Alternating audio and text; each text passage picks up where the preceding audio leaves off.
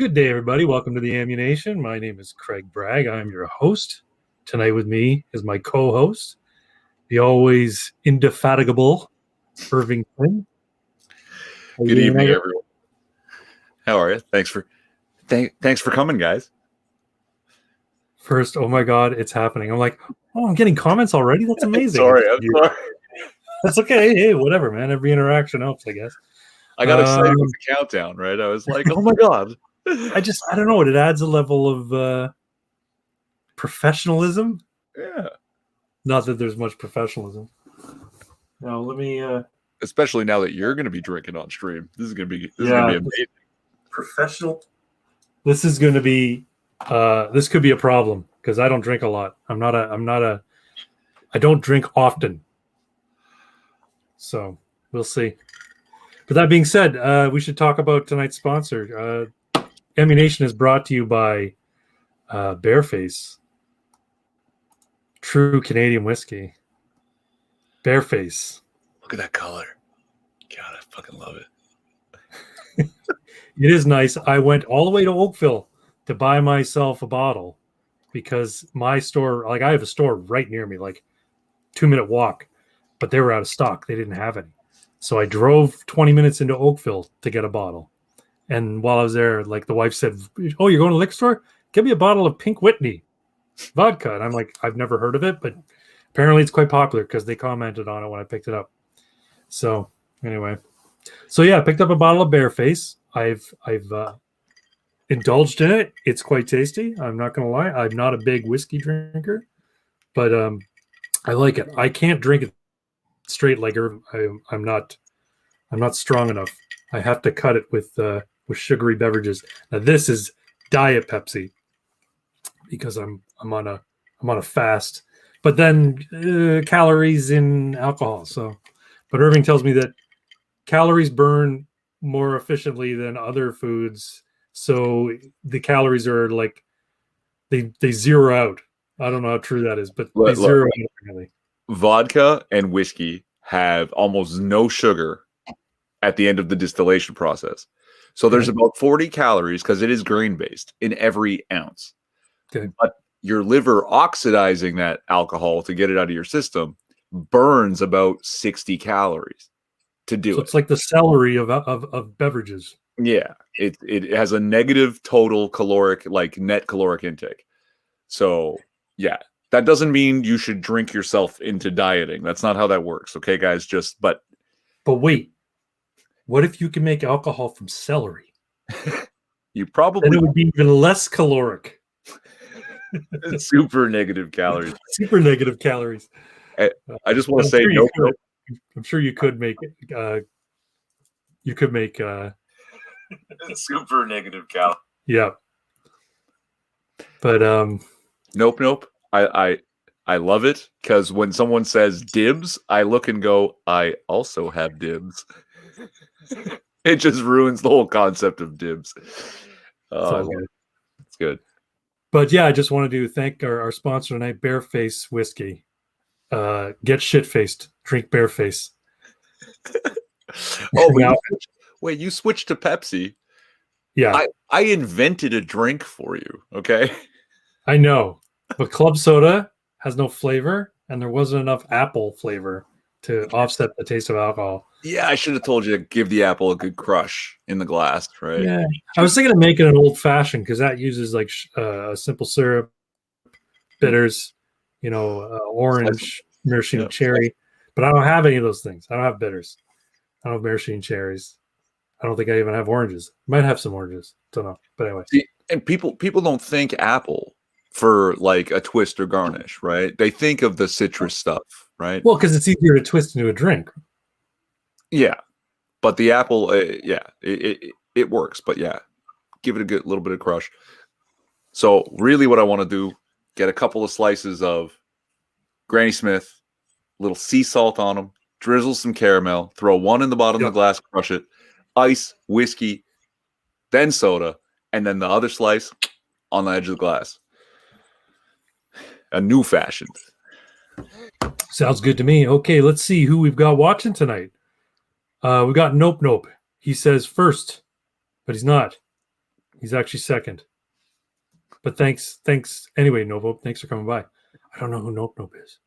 Do you know who Nope, nope. It's not. See, here's the thing: is I know the name. I see them around, and I say them because honestly, I'm not sure if this is a dude or a girl. I have the feeling Nope, nope is a girl. But yeah, I used to be friends with, or is friends with some of my friends, and is sort of like, just a good supporter of all the small time YouTube people. Well, thank you for coming out, Nope, and I hope you enjoy the stream. So Irving, Yes, sir. how are you? I'm well, thanks. Yourself? I'm good. There's a lot of stuff to talk about today. Oh my. This has been one hell of a week, one hell of a year. Yeah. We got to talk about the big story of the day, Stonks. Oh, this is something magical, man. This is incredible. It is. I mean, you listen to the way Tim Pool's talking about it. He's talking, this is a revolution. He sounds like almost like a millennial Alex Jones, except, the frogs aren't gay. He's getting there. He is getting there. He's, you know what the thing is, he's getting more and more money. So he's actually, I think he now qualifies as being rich. So he's got fuck you dollars. He's got fuck you money. So he can say whatever the fuck he wants. And actually, if you guys like Tim Pool, he's been shilling this all day, but they have timpool.com or timcast.com. You can go there, be a member, you get early access, you get access to other stuff. And I mean, at the end of the day, you're supporting an independent media producer, right? And I'm happy to do that. I've been following Tim Pool for a while. And so I went and signed up for a $10 a month monthly membership with it. It's like the lowest tier, but I mean, I can swing $10 a month. I don't care. But the best way to support them is just share this video. That's right. That's right. You can send him stuff on PayPal. You can even send him stuff to his PO box. But the best way to support him, share this video. Yeah. But yeah, no, I went to. See, I don't do that on my channel. I used to say, hey, like, share, subscribe, blah, blah, blah, blah, blah. And I'm like, you know what? I'm not going to fucking do that. I realize that the algorithm is not working in my favor.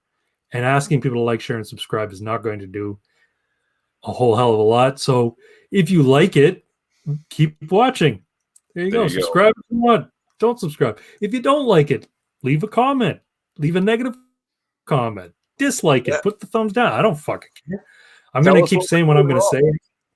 Yeah. Well, you could do that. Yeah. If you want to see some improvement, I might not listen to you, but probably will. I probably will. I'm all about the,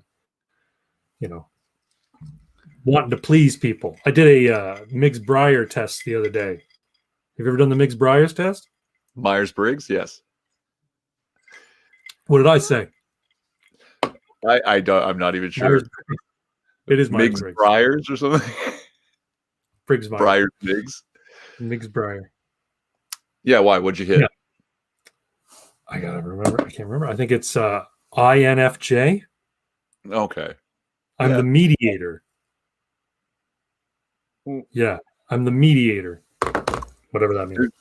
There's a small problem with the Myers-Briggs is that if you do them repeatedly, you may find that you're all over the place because a lot of times it has to do with your current mood. Yeah. So it's more like a mood judge, but also like there's a couple of like I always test as INTJ or INTP. Yeah. And yeah, that the JP depends on my mood, right? Am I in a good mood? Then it's P. I'm looking at the prospect of everything. Am I in a bad mood? Then I'm judging you. Fuck you. No, I found, and you know what?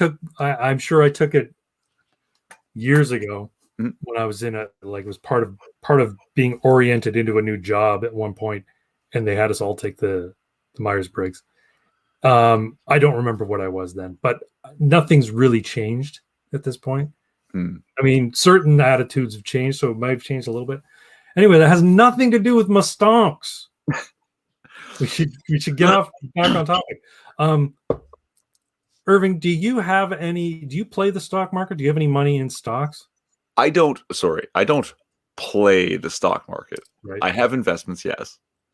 This is a wise thing to do with, otherwise disposable income, right? It's a better way to save your money than to put it in a savings account where your interest rates are basically nil. Yeah.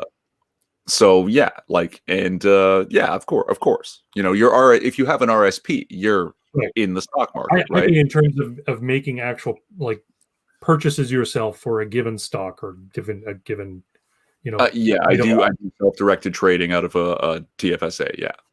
Yeah. See, I have a mutual fund. I got a mutual fund years and years ago. Every month I put a little bit more into it. I'm not sure what it's at now, but I'm contemplating cashing it in and buying land though. Smart. Just because, and the wife says, well, what are you going to do for your retirement? I'm like, well, first off, I don't think you and I are going to have to worry too much about retirement. Her parents are quite wealthy, and they're probably going to leave her a pile of cash. No, they're not leaving me anything, but they're going to leave her a pile of cash. And unless she kicks me to the curb once she gets super rich, which could happen, I never know, then, I'm not too concerned about money. Also, land is an investment in and of itself, so I'm willing to sell the land if I need to.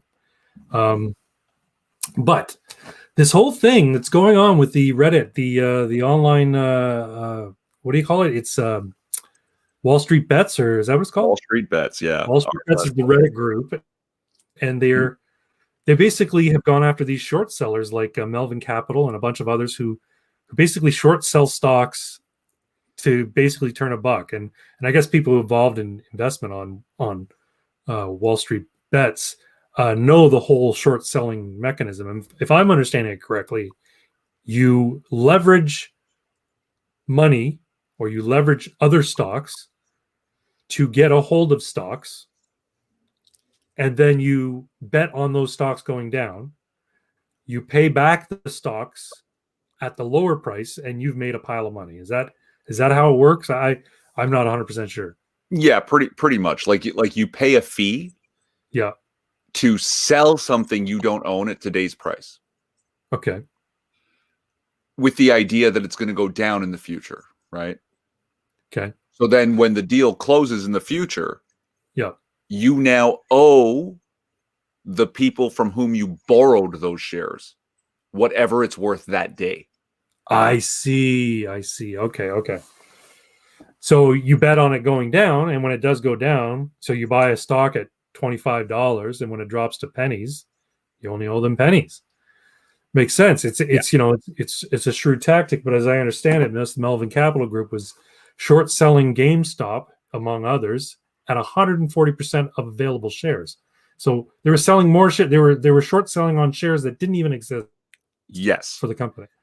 And that is part of the thing that upset a lot of people on Wall Street Bets. Right. And again, like the people on Wall Street Bets, the people on Reddit, right? There's a characterization of people on the internet, in particular young men. Yeah. Jobless incels living in their parents' basements that play video games all day. Yeah. Right. Now, that is actually, for the most part, that stereotype, it comes from somewhere. But like most stereotypes, it's not exactly accurate. It's 75% accurate. No.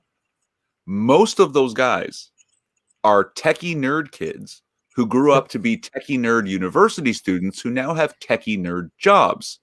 So they're working, but they're incels with very little social life. They live in their parents' basement, so they don't have any expenses. And all they do is play video games all day, so they don't blow the money disposably except on video games in their computer. So what's happened, and I know a few of these guys, right, that they make, it's not a ton of money, 55, 60 grand a year. The higher up ones, 70, 75. They don't know what to do with it. Yeah. They don't spend it. They don't care. They have their video games and they're, roughly speaking, happy. Yeah. So what do you do with your excess money that you're not spending on a car because you don't need to go out because you're a fucking incel? Well, the wise thing is characterizing them as incels is yeah, okay. The incel thing is a little disparaging. I would think they're more along the lines of they're more MGTOW. They're like, what the fuck? Why bother? You know what? They're socially awkward and they don't have a lot of friends, and they don't go out to the clubs. Well, you know what? Their friend network, their social network is mostly online. Is online. Yeah. Right. The people they consider friends are the people they talk to online. Like, or they get 4 or 5 guys together in one of their parents' house to play Magic cards for 5 hours, right? Like they do have friends, but they don't have like what other people consider that like exterior social life where you're going out. Let's go to the club. Let's meet people. They don't care about that, right? They're not into the normie shit. But one of the few places they go, and they're even in their socially awkward place, they're welcomed and they're comfortable. There's always some cute girl behind the counter at GameStop, right? Who's going, "Hey guys, how you doing?" And she's really happy to see you. She is, because she's also kind of gamey, right? Yeah. And she knows at very least she's going to learn something from these nerds when they walk in. Yeah. So they go there, and I've literally seen people hanging out at the GameStop. Like, they're not doing anything. They're not buying anything. They're just hanging out there. They're just talking games. Yeah. Looking through the bargain bins. Yeah. Yeah. So I get it. Yeah. When these predatory hedge funds start using the short sell, going out is lame. Yes, Fox. When these predatory hedge funds start using the short sell to destroy one of the few things in the exterior world that they love, well, shit. There's 2 million of us. 2 million people just on Wall Street bets. If everyone threw $100, that's a $200 million bet. Rather than a few dozen people or a few dozen hedge funds using hundreds of millions of dollars, it's a few million people using $100. Right. And let's go to war. Let's see who wins, because they can lose the $100. They don't care. That's right. They make $60,000 living in their parents' basement. That's nothing. Right. But the hedge fund manager, being an alpha male in the finance sector, who is used to playing fast and loose with his investments because of the thrill of it, thinks he's ahead of the game, thinks that he can leverage and short sell with other people's money on the sure thing that he's going to make huge bouts of cash, even though there is a risk. He's taken that risk because there's a thrill involved in the risk, and because he stands to gain a great deal, and that really gets the endorphins going, right? So, but when it doesn't fucking materialize, this is why in the 80s people were jumping out of fucking skyscrapers in New York. When stock markets crashed, people were killing themselves because they were overextended on this shit. So yeah, good on the Redditors. I don't have any stocks per se. I have shares in like I said, I have mutual funds. Mm-hmm. I have shares in my company that I work for. That's just part of my regular. Comes out of my pay. I don't even notice it. But yeah, I think it's kind of cool. Now, Tim Pool has talked about it being a revolution. He's talking about it being the Wall Street Rebellion, or the GameStop Rebellion. That's what he's calling it. I think that's a little hyperbolic, but I like to think about it as the financial analysts versus the financial anarchists. Yeah. And the anarchists apparently, right, are basically demonstrating you don't need regulation. We can fuck you over anytime we want. Regulations be damned. Just let us have at them when we don't like it. Well, here's the thing, though. The politicians are coming out and siding with the hedge fund managers. What's funny, though, is you got AOC on one hand and you got Ted Cruz on the other agreeing with one another about what to be done about, short selling, and how it's, it's a bad practice, and it, there should be some regulation to it. Okay, Fox Cantor says, "Oh no, some broker is going to have to sell his portion, maybe downsize his mansion." The tears taste sweet. Their tears taste sweet. Okay, I can't read all of them. Some billionaire fucking hedge fund manager was on television and he fucking cried? I heard that. Was he the guy dressed in the cow spots? I don't know if it was that one, but there was one who was saying, "This is an attack on wealthy." Yeah, it's an attack on the wealthy. Yeah, you're damn right. Nope says, go ahead, sorry. Oh, just no, it's an attack on the wealthy. It's a counterattack on the wealthy using the same game that they play. Yeah, right. Exactly. Nope writes, also worth pointing out is that if a hedge fund is short selling by 130% of the available stocks, they are driving down the market price simply by those short sales. They are not innocently trading. No, and that's again that's where the question comes in. Should short selling be more severely regulated? Hedge fund managers will tell you no. But I think, GameStop and other companies would say, yeah, that's fucking us. What would be cool? Go ahead. You know what would be cool if GameStop takes this, because their shares have gone up. They ballooned, right? Yeah. They went up by like 1,000% at its peak. Yeah. So their value's gone up, which means they're going to be able to, assuming it stays, right? Because it could everybody could get bored with this and sell all their stock when it's relatively high, and it tanks again. But if they would modify their business model to deal with living in a COVID world or post-COVID world, and they would actually become a decent company again. Because I'm not let's be true about this. The people who are short selling GameStop, they're not wrong. GameStop probably wasn't very solvent prior to this whole thing. The pandemic has basically closed all their shops. You're right, it was a social atmosphere which is now gone. Retail is basically a dinosaur which is slowly dying, and these boutique shops that specialize in one area of the economy, they are the most easily impacted by shit like this, right? Especially when most people get their video games now by downloading them. They'll download them from the Sony store. Steam, right? Yeah. You don't have to go and physically buy copies of the game. So I in that sense, the short sellers, so to speak, betting that they're going to go down, it's not an unreasonable prediction to make. But the thing is, it's the way in which they did it that caused the ire of the Redditors, right? So absolutely. Now, two things. They shorted 140% of shares that exist. So they shorted more shares than are on the market. And where it gets really fishy, which they should, again, this is just a huge risk that the hedge fund is taking. The hedge fund is over leveraged, right, to the tune of like almost 20 times, and then leverages more against their own value to buy those shares or to short those shares. Right. So when it all goes wrong, not only are you suddenly on the hook for billions of dollars, you also are already in debt for billions of dollars. You're done. Right? There's and they do it knowing, like, okay, there's obviously like a value and a purpose to the concept of the short sell. It exists. Now, it doesn't exist to the degree that you saw that article I showed you. Short sellers are heroes. Oh yeah, my God. Oh, they're fucking nut. Now, occasionally, a short sell does show. Won't the stocks crash after the short sales expire? Yeah.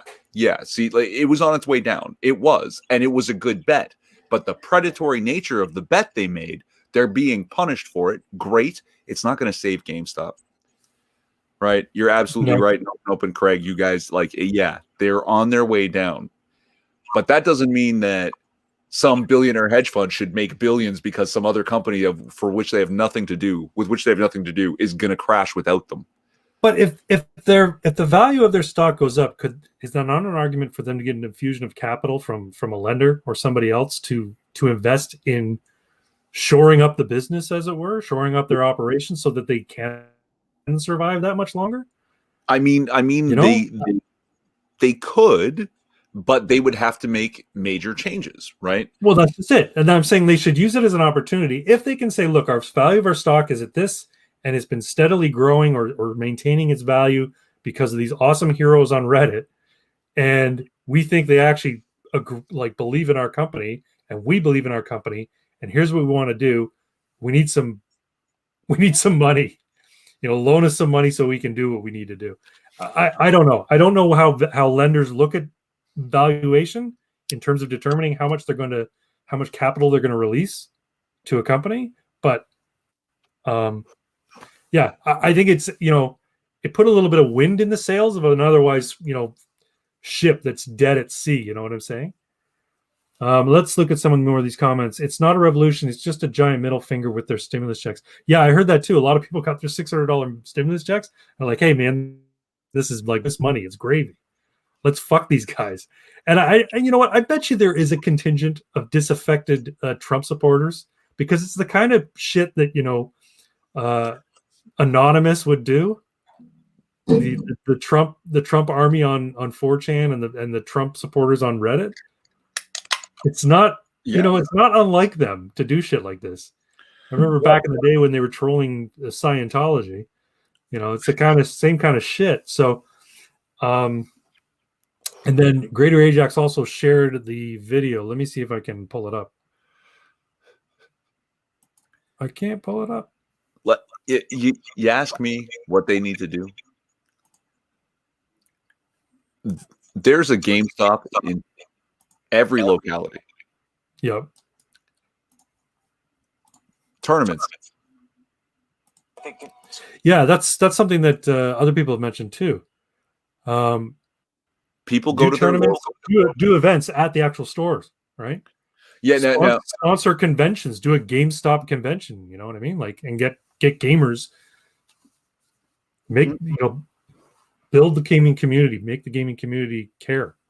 But I mean, like your locality versus my locality, we would have tournaments in our separate GameStops in our neighborhoods. Yep. Right. And the winners of those would face each other looking for like a GTHA champion who would then fight others in Ontario for the Ontario championship, for a Canadian championship. Like Games Workshop used to do.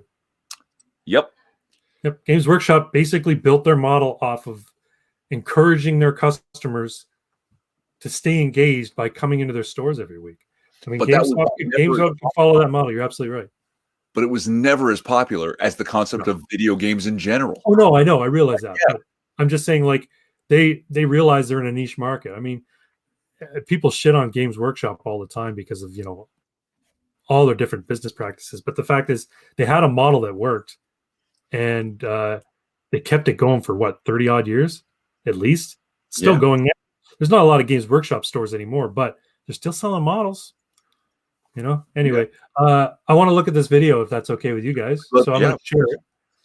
Where's my share screen? There we go. Ajax, Nick's Radio. Oh, big Nick's Radio here. Hey, Nick's Radio. Thanks, man. Thanks for coming by. Share the audio. Share the audio. Come on, click. There we go.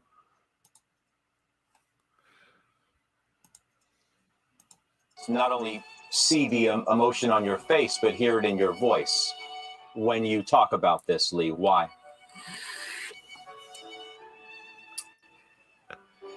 I care.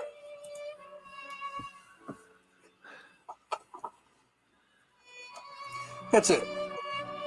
Why are we still here? Just to suffer. Every night, I can feel my leg. My arm, even my fingers, the body I've lost, the comrades I've lost. Stop hurting. It's not still there. You feel it, don't you? I'm gonna make you give back on this. You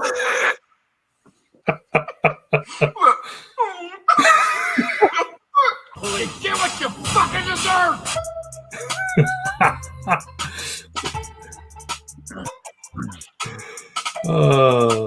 Yeah, it's great. That's Mr. Obvious put that out. That's awesome. Now, so there's the claim there that the White House pressured Robinhood to suspend the trades, right? They may have, but I don't. Robinhood employee, yeah, that's doesn't have to be the case. So Robinhood or Questrade or whatever app you have on your phone, they are your broker, but they're not making trades on the stock market. They're not executing the trade. There is an intermediary, some sort of like regulator. Citadel or something like that? No, Citadel's the owner of Robinhood. Is it the Okay. NSCC or something? I don't know what it stands. I can't remember. And then through them, they go to an actual. Their Robinhood has their broker, and their broker trades on the market, because you can't call the stock market and say, "I want 10 shares of fucking pork belly." Yeah, you have to go through a broker. You used to be able to go on the floor and say, "I'll take 10 of those." Yeah, but you can't take 10. You have to take 1,000. Right. So these small on your phone brokerages, they let you take 10 shares. I think some of them will let you buy one. Yeah. Because they're bundling those together and then buying 1,000 shares at a time. Right. So when Robinhood starts saying, okay, people want to buy more, right? The regulator in between Robinhood and their broker on the floor is saying, you can't cover this bet. You can't cover this purchase. You don't have the capital in Robinhood to make this buy. Yeah, well, right? my understanding is, though, what I saw from another person online, normally they have to cover like 3%. But either Robinhood or whoever they're dealing with said, shit's too volatile, you're going to have to cover 100%. Yeah.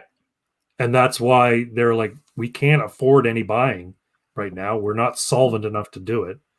But if you want to sell it, go right ahead. See, people took that as being like predatory and calculated and being done to help the hedge fund guys out, right?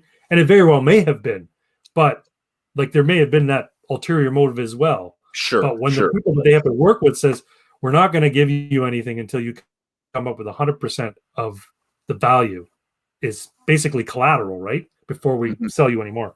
And if Robinhood can't do that, they're not that solvent, then they've got. But the fact that like they could have suspended trading across the board, but they said no, you can't buy anymore. But go ahead, feel free to sell it because we want this stock to fucking tank because it helps us, helps our hedge fund managers, and then we can get back to the regular day-to-day doing business. This is taking up too much of our fucking time. These 4 stocks, AMD, GameStop, Nokia, and some other one. These are taking too much part of our fucking time for something that is a blip in our long-term strategy of running the market or doing our business in the market. So, okay, so we got a couple comments here. It would be local tournaments for low-level players that can advance to state and national tournaments at Nick's Radio. That's in response to GameStop. I don't think GameStop can compete with esports. There are already huge tournaments. Yeah. I wanted to address this. Esports is a bunch of fucking bullshit. Okay, it's sponsors and manufactured competitors. No. A GameStop local tourney looking for the best of the best in the area, pitting them against the best of a greater area. That actually has like proper real world implications for like for games. You can't just take the online players who are playing all the time. You got to go in person and you got to stand against these people, right? Yep. Esports and Dota have basically, and what's the other one? StarCraft, right? They have the market cornered because nobody plays those fucking games, right? It's that fucking simple. Get the most popular fucking games like Madden. Oh, the Madden tournaments are on fire because they work like that. I lulled at that video too. Nope. Greater Ajax says Citadel is Robinhood's biggest client. Citadel buys Robinhood's customers information and trade history to make their plays against small investors. Oh, good to know. I think it's worse than that. I was under the impression Citadel is Robinhood's biggest investor, that basically they own them, and the cost of being owned by them is the releasing of that information. Now, going back to what you were saying about the that thing that showed up in the video about the White House pressuring them to stop sales of GameStop. Here's the thing that you may or may not be aware of. The current administration's press secretary's brother is a hedge fund manager for Melvin Capital. I think Melvin Capital or Citadel, one of the two. Ooh. So there's a bit of a conflict of interest there. Now, apparently, that was removed from her Wikipedia page like almost immediately, under their personal file. because in personal life, it lists all of the people that she's related to. Well, apparently her relation to this hedge fund manager or hedge funder, financier, whatever, was removed from her Wikipedia article almost immediately after it came out. Of course, somebody screen capped it. You know, it's archived. Nick's Radio says, that sounds nice, but I just kind of doubt that there are enough gamers out there who have enough motivation to get off their couch, out the door, and to the GameStop. I don't know. You'd have to look and see, like, what is GameStop actually turning in terms of their retail business? If they're getting a number of people through the door and selling stuff over the counter enough to stay afloat, then it's really just a matter of getting those people to stay and play in tournaments. I used to work at a comic book store, and we operated on the Chapters Indigo mantra, where the longer they're in your store, the more money they'll spend. There may be a myth around that may not be 100% true, but it's a strategy that a lot of retailers do. That's why Indigo and Chapters put nice comfy chairs in their fucking places. They have a Starbucks attached. They want people to hang around, because they hang around, they'll spot something they want as they're wandering around, and they'll buy it. Same goes for comic book stores, right? We have crap all over the place to get people to go, oh, look at that cute little Pikachu plushie. I've never seen that one before. The longer they're in the place looking at stuff, hanging around, playing tournaments, you know, flipping through graphic novels, talking to the staff about comic books and writers and artists, the more likely they are to buy something. So this is something it can't just simply be like a convenience store where you go in, you pick up the latest copy of, you know, Red Dead Redemption or what have you, and you walk out because that's the new game. You want to engage the customers and have them stick around. You want it to be a hangout destination like a comic book store. And as far as I know, there hasn't been really a big retail chain that sort of followed that comic book store model of, you know, looking at the customer base as fellow fans and keeping them engaged in the store.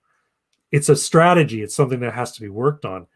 So I think it's a viable option. But again, if they can take this infusion of value, market value for their shares, for their stock, and translate that into, you know, investment dollars, so they can do all this, so they can reorg the company, then yeah, they could make a go of it. They could last 10 more years before retail is just completely bottoms out altogether.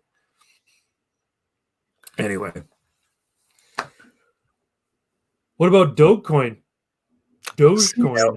Here's the problem. Okay, so they suspended trading Robinhood for GSE, AMC, and Nokia, and I think also BlackBerry and another one now.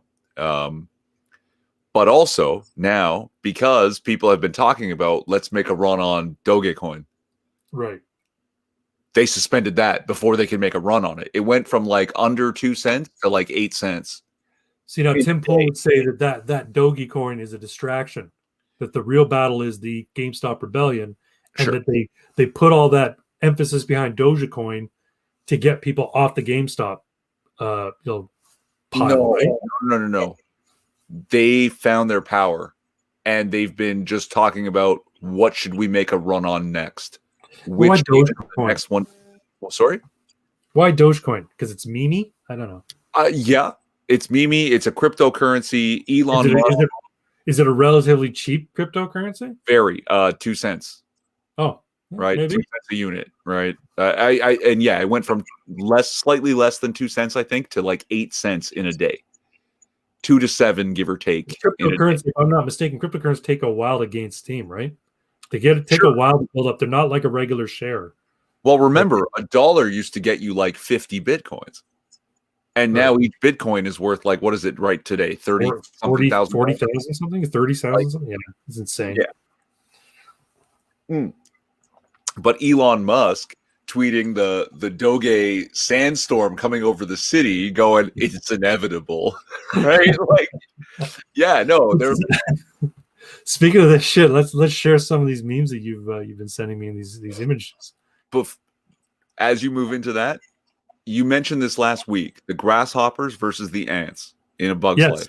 Yes. They outnumber us 1,000 to 1, and if they ever figure that out, they figured that out. That's what this is. They can to the moon anything they want, and they know it.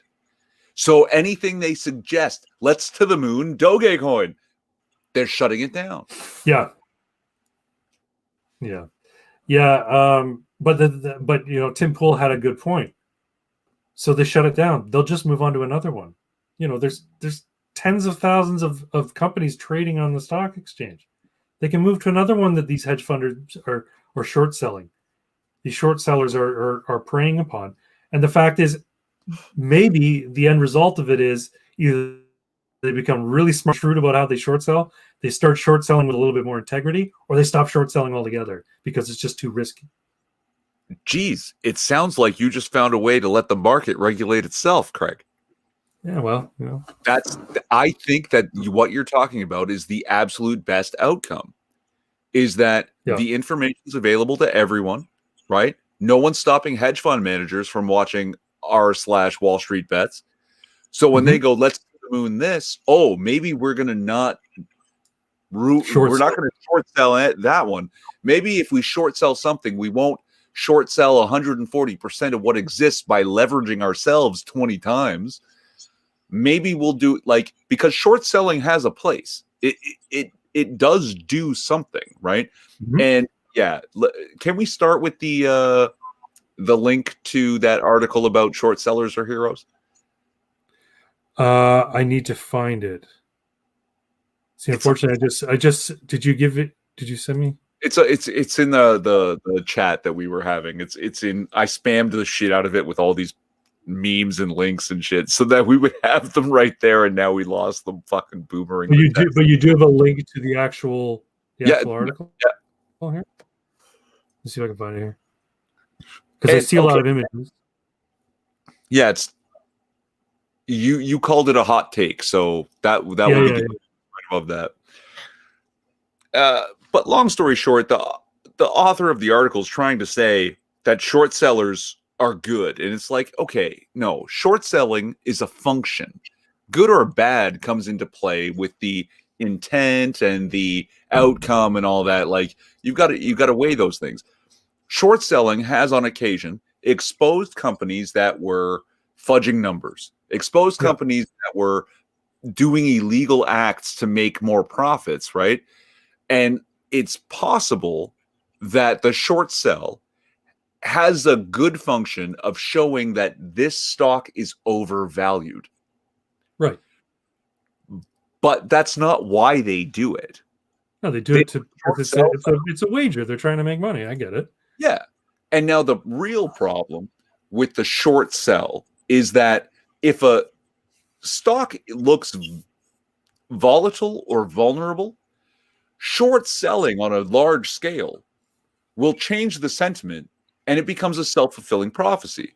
When people see this hedge fund is short selling this stock, and then another hedge fund follows suit because they want in on the action, the people who are holding it might go, oh no, that's bad, and sell it off, depress the value, and they made it happen.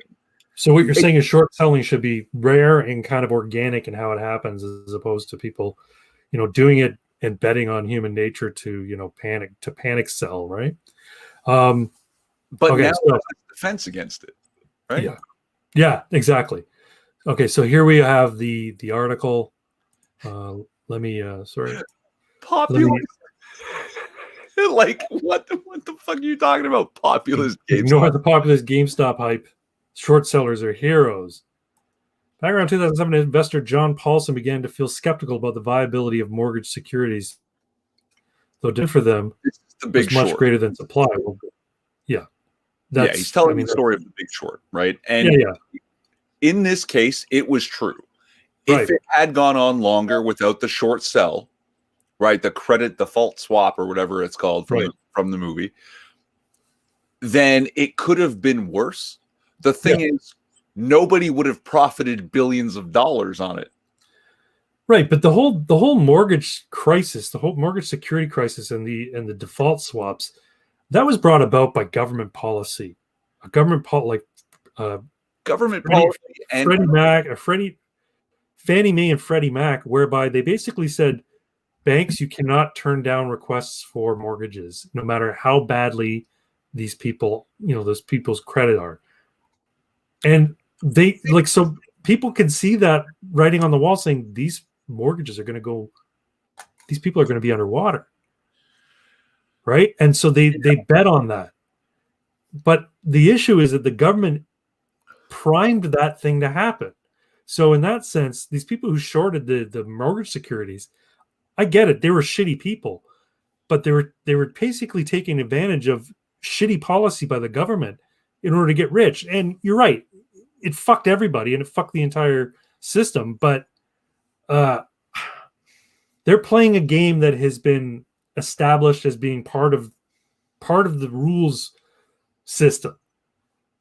And the rule system was set up poorly and shoddily by a government body.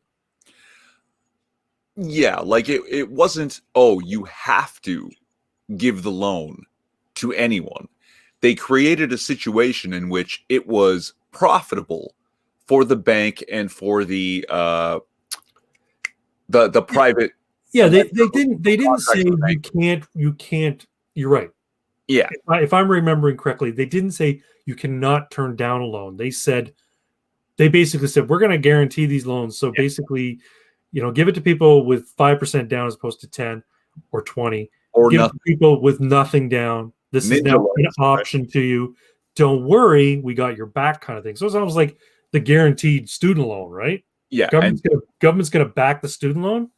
University going to charge whatever the fuck they can. They created the situation in which predatory lending became the most profitable thing for everyone to do. And it became one of these things where if you weren't doing that kind of lending, then you weren't going to win. You weren't going to make any money. They were almost forced to do it because the bank down the street is going to give this guy a mortgage, as opposed to you who not going to give him a mortgage. Maybe long term you're going to be better off, but you're in the immediate you're going to lose that business to the other bank, right? So yeah. But see, this is, I think, the free market counter to that. The Reddit, the Wall Street bets. Yeah, I agree. Predatory lender, go ahead. I fucking dare you. I think that's the best way to handle this. You are allowed to be the scum of the fucking earth. I dare you. That's it. That's it. I think it handles itself from here on out. Because God, here's the thing, like this is the hot take though. His major investment gains sent a crucial signal that lenders should shrink their exposure to home loans. Realistically, billions were diverted from a form of lending that at the time was no longer viable. Translated, Paulson's billions helped avert what would have been a much bigger economic crash if the faulting lending had continued. I'm sorry. It was the biggest fucking crash in like 50 to 100 years. Yeah. I don't know how much you averted by cashing in at the right time, buddy. Sorry. Okay. What they're saying is the short sell on that drew the attention that was needed to stop it. Yeah. Because without that attention, it might have gone on longer and been worse. That's possible. But what ended up happening in the long run? But the problem is, again, it comes back to government. The worst possible response to all of this, this reckless behavior in the markets was, well, some of these institutions are just too big to fail. We have to bail them out. That made it even fucking worse. Yeah. But I think here is the grassroots answer to that. Yep. That, like, bailouts, some people are saying that this is going to have the same implications as the 2007, 2008 housing crisis. And it's going to ripple through the world. Are you fucking kidding me? That a few people buying GameStop is going to shatter the market? If that's absolutely true, if that does happen, all that demonstrates is that there's something very wrong with everything. Yeah, well, there is. The whole thing, like, well, there is, and I've been saying it for years, and so has what's his name? Greater little guy, the economist, Milton Friedman. Milton Friedman. Yeah. The entire economy is based on debt and it's based on fiat currency. It doesn't have any backing. It's a house of fucking cards. So anyway, hey Costin, welcome.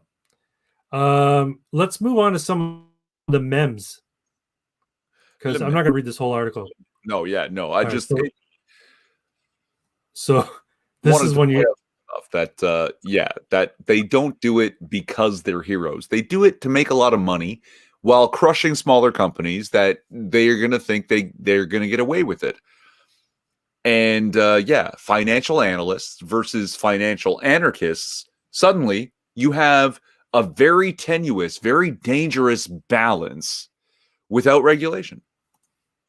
And it to me, that makes perfect sense, because the financial markets are supposed to be combative. That's what a free market is. I'm fighting you, right? You make a donut for $1. I make a better donut for $1. And you go, oh, well, you know what? I found a better way to make my donut, so maybe it's not as good, but now I charge 90 cents.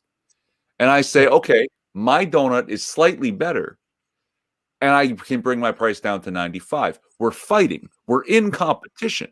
I found a cheaper supplier for eggs. Yeah. So the cost of my donuts has gone down by another 3%. There I can bring my prices down, or I can keep my prices the same. My profits go up. But yeah, no, I understand it. I get it. It's combat. And the thing is, the people with the billions have been marching over the earth for decades, and suddenly outnumbered 1,000-1. They realize, I don't need billions. I need $100. I need $600 in a stimulus check. I need $10,000 that I don't spend because I live in my parents' basement. Right? And they can fight back. Let them fight. Let them fight. Because yes, it will be volatile for some time, but it will level off and borders will be drawn, and we'll have proper financial nations of the rich and the normies. And the rich will no longer be able to take advantage of the normies, because the normies will be able to band together and fight them off. I think this is great. It's true. I think it's an amazing thing that's happened. And I hope it has some legs. I hope it lasts. I hope it's not just part of a 48-hour news cycle and then everybody forgets about it come March 1st. All right, let's see if I can actually go to the different tabs here. Let's see. Inception. Okay, so let's go here. What are we looking at? All right, so. Yeah, this is very cool. Yeah, it's kind of interesting. So Donald J. Trump tweets on January, because it's kind of a bad resolution, so I'll read it out. Donald J. Trump tweeted on January 31st, 2012, so long before he was in office, the banks need to start lending again, otherwise the economy will continue its downturn. This is why we bailed the banks out. Wall Street Bets, Reddit page. Like 4chan found a Bloomberg terminal illness. The official mod Twitter is here. Twitter.com, WSB mod. Please contact press at, I think that's supposed to say Bloomberg, but it says Blomberg.com. Created January 31st, 2012. Same date. Same day. Now I'm wondering if Barron is Q2. Nah, weird coincidence. Yeah, it kind of looks like him. That'd be funny. People are saying that Barron Trump is actually pretty, like he's one of these savant kids. He's a genius. Yeah. This is what I've heard, that he's like super crazy smart. Yeah, he's 6'5", 175, 175. It's a fucking superhero. All right. Oh, you silly pores. $600 is a lot of money if you invest it wisely. No, wait. Not like that. Stop. Holy shit. No. What are you doing? That's fucking funny. Is this showing up, by the way, when I'm tabbing?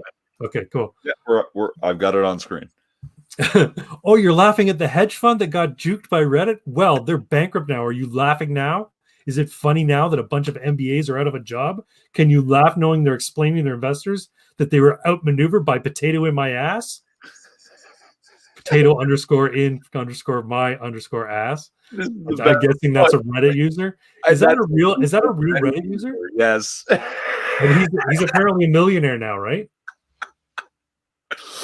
Oh, and one of the best things, and I don't have the screenshot, one of the guys who was leading the charge on Wall Street Bets, Yeah. He talked about a strategy as diamond hands. Okay, he was one of the actual richer day traders who was like, "Fuck these guys, fuck them, I'm going all in," and he put like $100,000 or more way back when the stock was worth $6 or $7. He was one of the first people. Wow.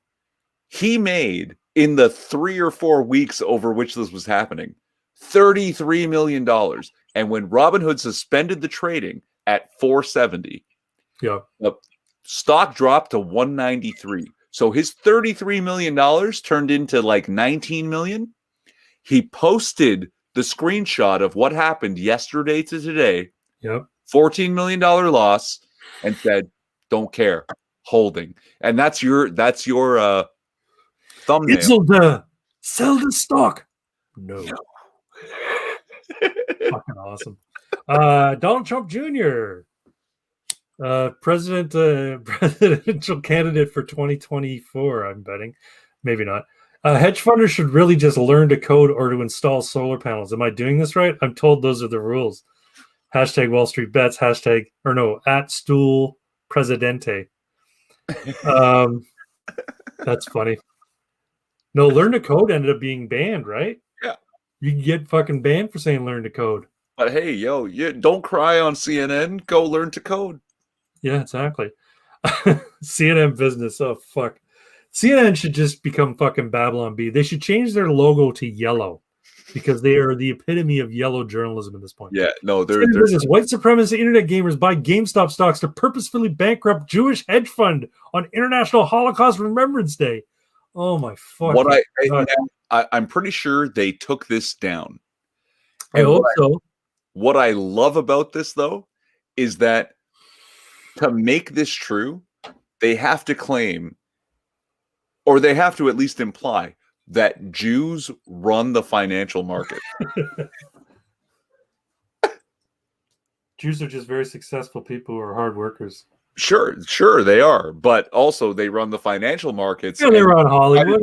They run lots of different. They're successful in just about every field they go into. It's because they're so goddamn smart. But if you resist their control over the financial markets, then you're a white supremacist and a Nazi, and maybe they shouldn't be expelled from your country. No.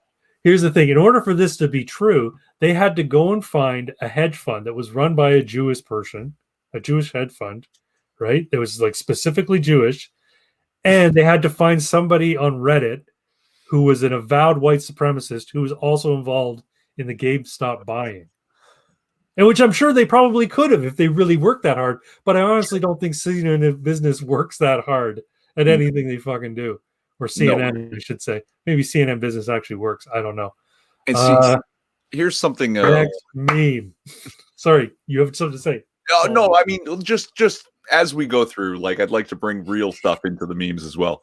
My brother-in-law is a CFA, and he handles, I don't think it's $1 billion, but it's not far off. And he's one of the few that has what's called a fiduciary duty. Okay, it's basically like the senators of ancient Rome, where when you're finished, you go on trial. Yep.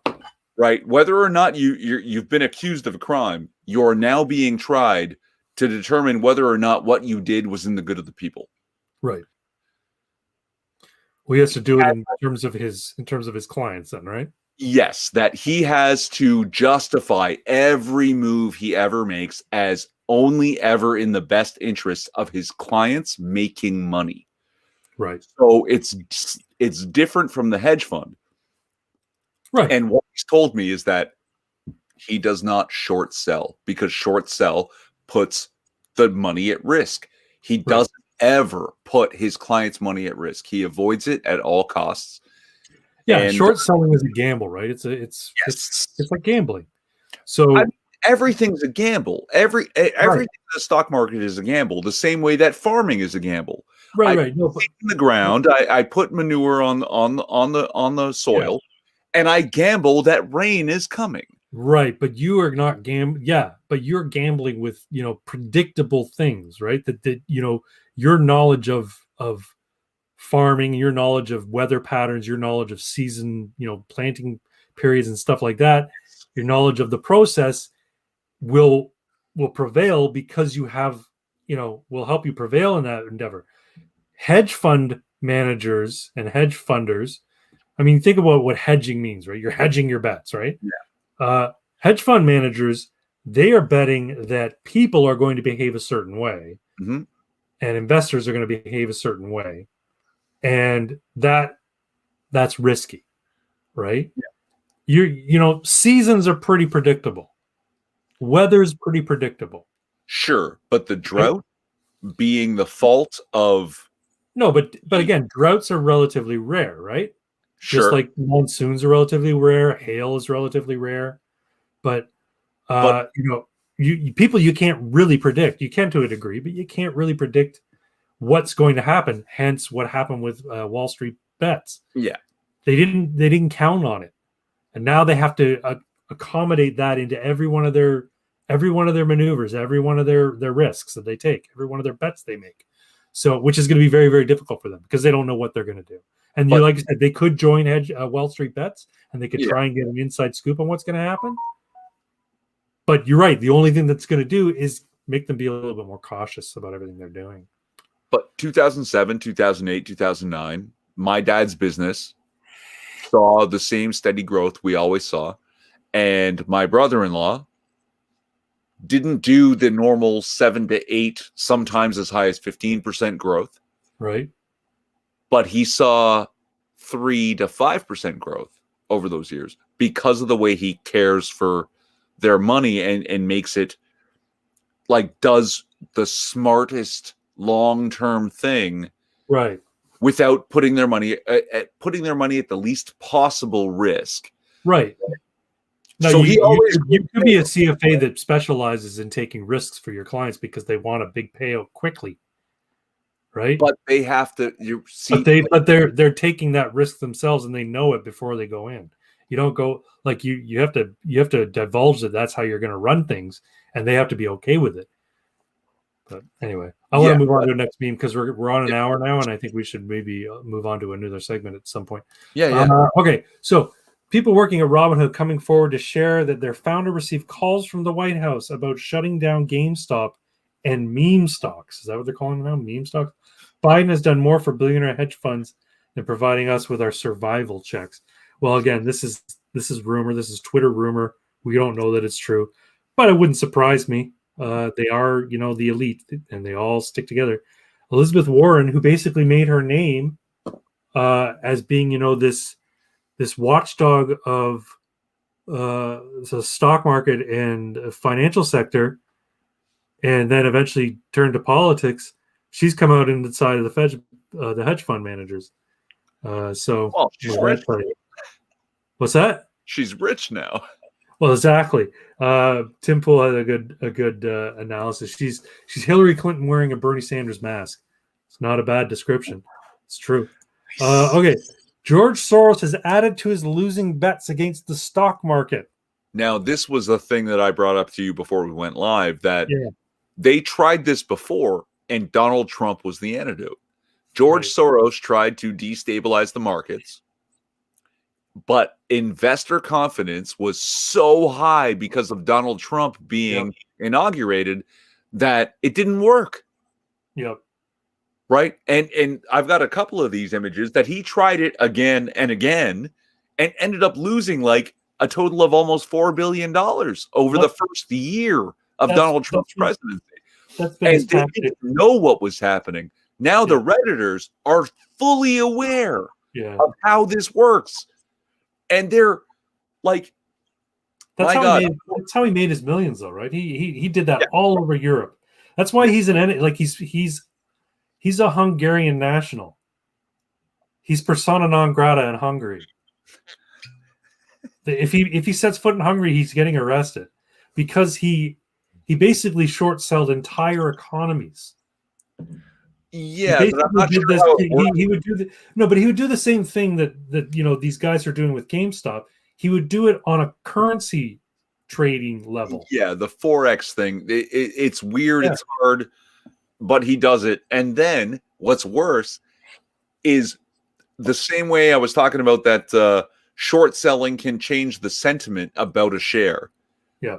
He does these massive short sells of an entire currency, Right. destabilizing the currency. Then he goes into Yeah. their stock or market. or even just an economic sector. So, for instance, just as an example, pulling it out of my ass, Hungary decides that they're going to invest heavily into, I don't know, upgrading their shipping, so they become a shipping center. I don't know that they would. I think Hungary's Go long on pork bellies. whatever. Yeah, and he goes in and he says, "Yeah, the pork belly market in Hungary. Did you hear about this disease that's running through all the pork, all the pigs in Hungary? I don't know if you want to get invested in that." He basically undermines the entire the entire market. He'll go into a market sector with technology, shipping, whatever, telecom, and he'll short sell it. He'll basically undercut it. He'll spread rumors and make it seem like it's a bad investment. And of course, these economies tank. That's why he's persona non grata in his home country of Hungary, because he's been such a negative force on their economy and on their country. More George Soros. Billionaire George Soros lost nearly $1 billion in weeks after Trump's election. Okay, so that's what you were referring to. Yeah. George Soros places $500 million bet on fall of U.S. economy. Dope. When was that? What time of year was that? That was. I think these are all the January and February of 2017. Yeah. So basically, the first 5 and 6 weeks of. I think that's why he concentrated so much of his efforts in Europe, and got more into bed with Justin Trudeau in Canada. Yeah, because our people are fucking retarded mostly. Well, no, our government is lousy, is what it is. Yeah, and it's been lousy. It's been lousy for a long fucking time. But again, lousy government doesn't mean much if you've got a few million people willing to throw $100 at a problem, right? That's what Wall Street Bets is showing. We don't have that. We have millions of people south of Bloor. Yep. And they're on side. You know what? I think you're right. The Kevin Spacey Hopper the ant in Bug's Life, his speech, it kind of rings true, right? The people are now aware. The ants are now aware that they outnumber the grasshoppers. Yeah. 1,000 to 1 or 100 to 1 or whatever it is. Okay, so let's move on. I'm going to stop sharing real quick, and we'll move on to the next subject or next topic. But before we do, I think we need to. We need to mention a word from our sponsor. So our sponsor tonight is Bareface Canadian whiskey. Do you have the bottle in your hand there, Irving? Let's show this. It's running a little low now. That's okay. That just means it's really good. I've had some myself tonight. It's delicious. Bareface. It has been called by one reviewer dangerously smooth. Ooh. Dangerously smooth, like a freshly shorn scrotum. You should try yourself some Bareface. Get shit-faced and drink Bareface Canadian whiskey. Triple oak. Hide nothing, fear nothing. So age 7 years. The first time I bought this, I grabbed a bottle, I brought it home, and I was like, "Oh no, the label is torn." Yeah, my wife said that too.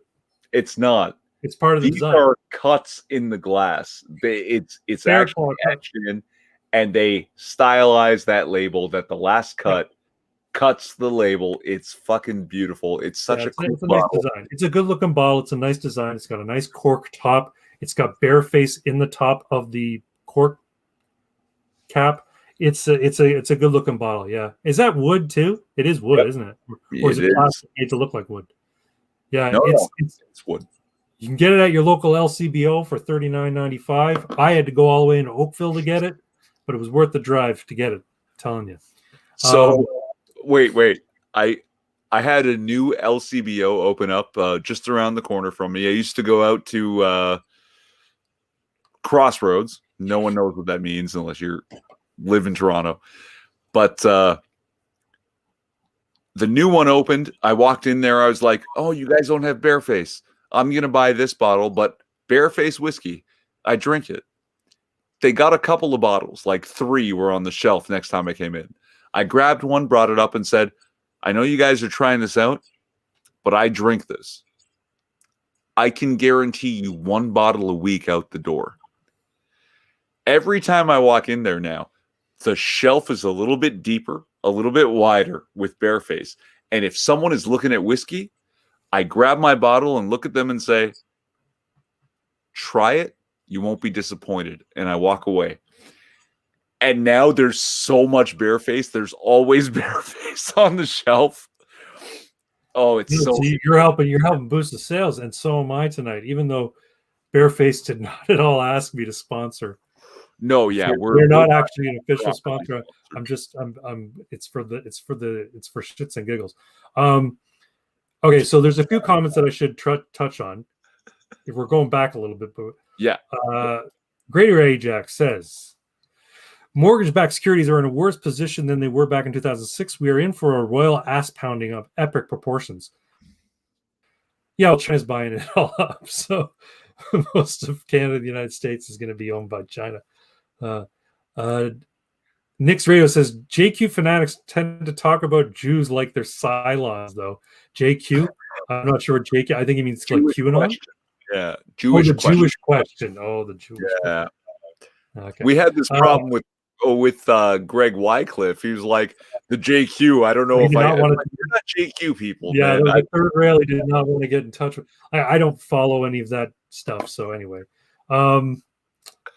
Nick's Radio also says when it comes to gambling, there's a difference between roulette and Russian roulette. Good point. That's so true. And then in response to Greater Ajax, at least when you lose at Russian roulette, you don't have to worry about the next mortgage payment. So wise, so wise. And then he also questioned my casting knowledge. Kevin Spacey, I think you mean Dennis Leary. No, in Bug's Life, Hopper was played by Kevin Spacey. Check it out. Dennis Leary might have been Ants, which was like basically the other Bug's Life, the other company's Bug's Life. Or was he one of the Bug's Life? Well, I know Dave Foley was the lead ant. Dave Foley of the Kids in the Hall fame, he was the lead ant in Bug's Life. But I can see Dennis Leary being like the fucking stick bug. Or the ladybug. He's the fucking ladybug. Who's the male? The ladybug? Yeah, he's the male ladybug. Somebody check IMDb and confirm it. But Hopper was played by Kevin Spacey. Yeah. Hopper was Francis the ladybug, right? Oh, could be. Yeah, could be. He's Francis the ladybug. Yeah, but Greater Ajax, I was referring specifically to the speech that Hopper gives to his other grasshopper friends in the little bar. You know, when he throws the seed at the grasshopper and he's like, oh, I didn't feel anything. It's nothing. It's just a single seed. And then he lets all the seeds fly down and knock the group of grasshoppers down. And then he says, look, that was one seed. These ants outnumber us 100 to 1. If they ever figure that out, we're in real trouble. And so that's where the metaphor comes from.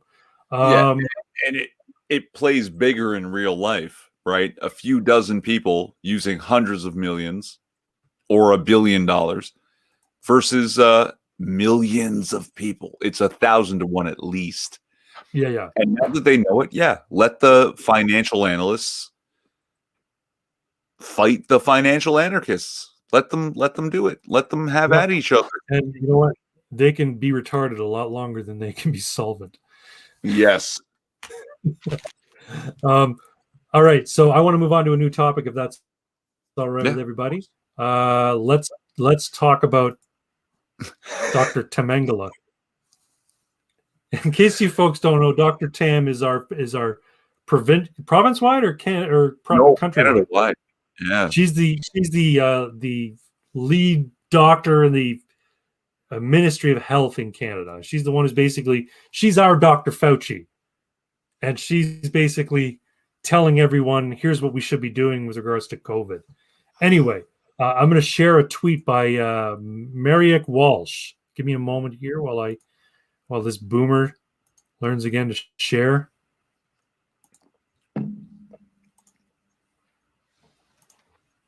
So here's the tweet. I don't have a response, but yeah. Heads up to people in quarantine. Dr. Tam says starting today or tomorrow, security contractors will start door knocking. The first people to getting these checks are in Toronto and Montreal. These door knockers will be spreading out across 35 cities. The underlying purpose, I guess, is for them to check and make sure that there aren't people in somebody's home that aren't supposed to be there. Now, I don't know how true this is. There's no link to any statement made by the Ministry of Health or made by Dr. Tam, but I wouldn't put it past our government, first and foremost. There was a response. I wish I could just switch sharing to a new tab, but I can't. I have to stop sharing, and I guess I could have done it by sharing the whole application, but anyway, let me stop sharing. And then the response, or a reply tweet or a retweet, was from former RCMP officer Jeff Buxey. Do not open your door. You're not lawfully obliged to open your door to anyone, including the police, unless they have a warrant. That is true. We still have that sort of protection in Canada. Now, my dad was a cop. The fact is, cops do have a little bit of leeway if they have suspicion that there is a crime in progress. So if they think somebody's there's an and I mean a crime.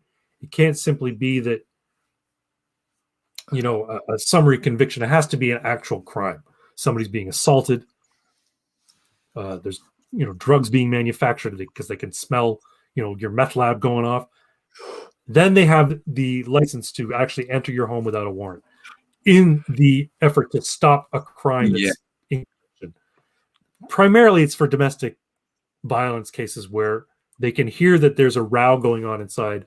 They can hear that things are crashing. You can hear that there's actual violence taking place. They can bust in without a warrant, right? And that makes sense. You want cops to have that ability. Right? It's probable cause, right? But a private contractor, first off, they're not a cop, even if they are given latitude by the Ministry of Health. They're not a cop. They're no better or different than any stranger walking on, or any solicitor walking to your door. So I put together a little image as part of this. As part of this topic, let me share that real quick. It was just a quick little image. Application window. Here we go. I've got it. There's Dr. Tamdala. Can you see it? I'm from the government and I'm here to help. That's right. I'm from the government and I'm here to help. So this is our Dr. Tam. Now, I don't know what you think, but I don't think she looks very healthy. I don't think she should be giving anybody advice on health matters at all. Anyway, I put a little SS cap on her because I'm equating her to Dr. Mengele because we're essentially living in a regime right now. So she's Dr. Tamdala, as far as I'm concerned. But yeah, that's my little meme joke. I haven't put any text on it yet, but I'm going to stop sharing. But yeah, this is really worrying, right? And I'm expecting Viva Frei to do something about it, even though he's based in Montreal. If it's Dr. Tam, it's nationwide, right? And if they're going to be doing it in Montreal and Toronto, he'll have something to say about it, I'm sure. Yeah, and 35 cities are already like mapped out to do this. It's nuts. So many people, I tell them these things are going to happen, and they tell me I'm crazy. And it's like 18 months ago, forced masks and lockdowns, curfew in Montreal. If I said those things were happening, you would have told me I was crazy then. They're already happening now, and you're still telling me that the slippery slope makes me crazy. It's like, dude, we don't live in a free country anymore. No, we haven't for a while. People want to think the best of their. Like I've had a friend say to me, because they know my leanings in terms of being libertarian, and I've had a friend say to me, "Look, I get what you're saying, but I have to trust somebody." and we elect our officials because we trust them to make decisions on our behalf. And I'm like, that's stupid. You shouldn't be doing. You should be holding them to account for every little fucking thing they do. So a new thing subscriber to the channel. You gotta go. Sorry, go ahead. Sorry, a new subscriber to the channel. Her name is Tegan. See if I can find this here. Maskless process. Tegan with the wild hair. Yeah. Tegan with the wild hair. I hadn't noticed that she had wild hair. Tegan. I think her channel is. So good. I think her channel is Tegan Alexandria Coaching, but I don't think that's her actual name because there is a like. I have a couple. I have Tegan Alexandra. That's Alexandra. Okay. Let me see if I can find the link to the video here that she talked about. Apparently, there's places where you can go mask. You can shop mask free, because here's the thing: the masks are a recommendation. It's not a mandate that businesses have to force you to wear a mask. It's just they're just doing it because one, they're afraid of liability, they're afraid of negative press, they're afraid of all the the mask zealots coming out of the woodwork and saying you're an unsafe business, that kind of stuff. Let me see if I can find this.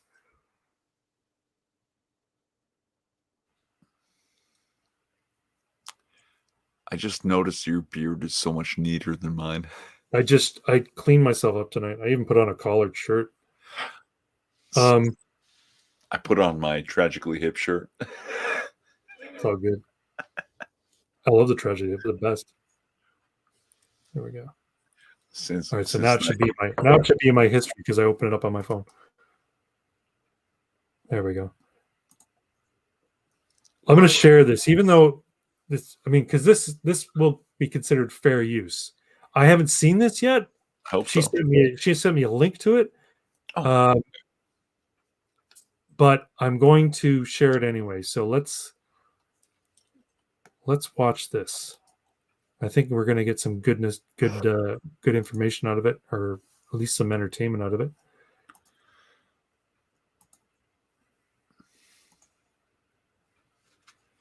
I'll go full screen.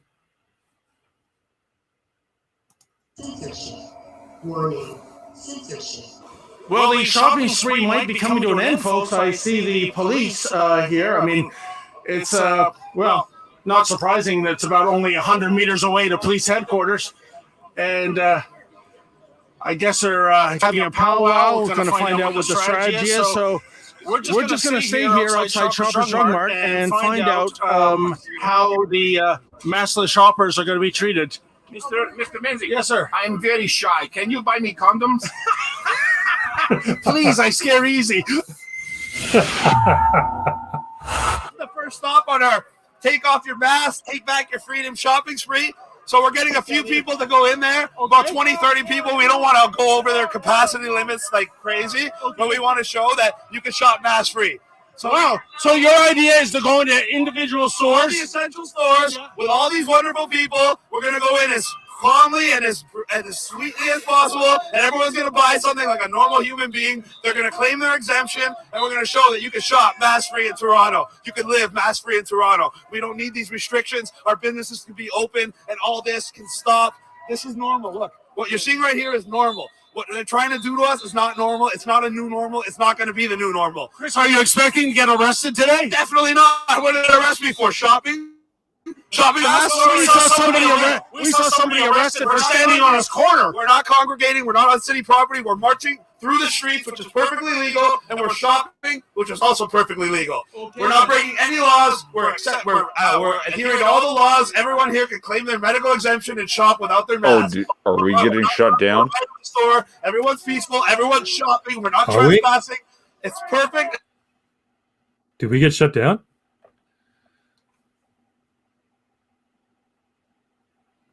Hello?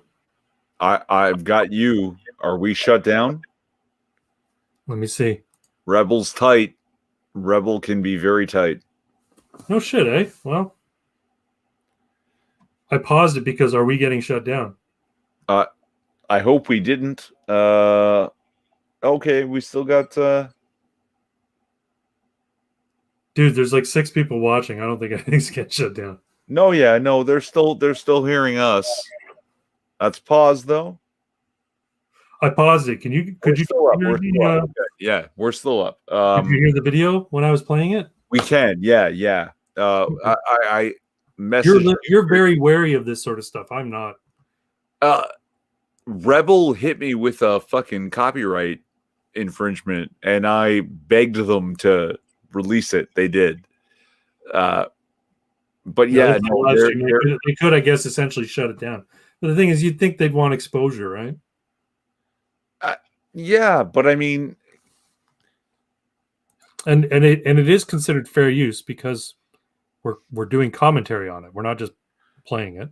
Yeah. Okay. So let's talk about this guy then. This guy is he's a big name in Canadian underground politics.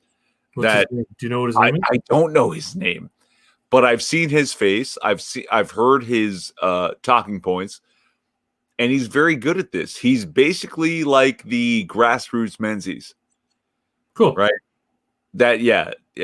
David Menzies goes out there, and this guy shows up with his fucking Ray-Bans, and he's the one doing the dirty work, and Menzies is the one covering it. And Menzies is pro him, he's pro Menzies, and they're working in tandem basically, without actually working in tandem. What do you call that? In concert. Right. Yes. Yeah. No, I'm the bass player. I just hold the mic and let the rhythm section beat me up, and that guy's the rhythm section. Cool. Okay. Yeah. All right. So if I can find out what his name is, I'll make sure Canada Man gets in touch with him. Yes. You're frozen on me. Like when I'm looking at our live stream here, you look frozen. Can you hear me though? I can hear you, but And you're frozen. Good. Yeah, we have issues, but the stream is running smooth. Okay, cool. Yeah, I mean, and I mean, let's talk about what they're doing. He's absolutely right. The masks, they're not they're not a law, they're a recommendation.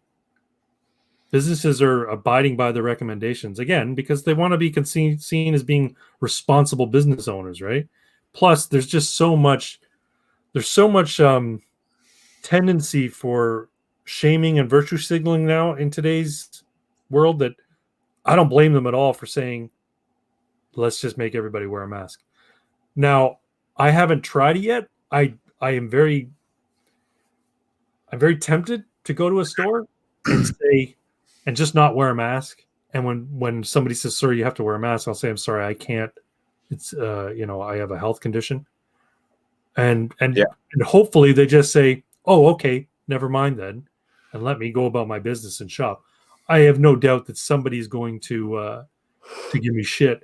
Speaking of which, this person that I was telling you about before, who shared this link with me, Tegan, she was out shopping at a grocery store, and somebody started getting in her face about the type of mask she was wearing.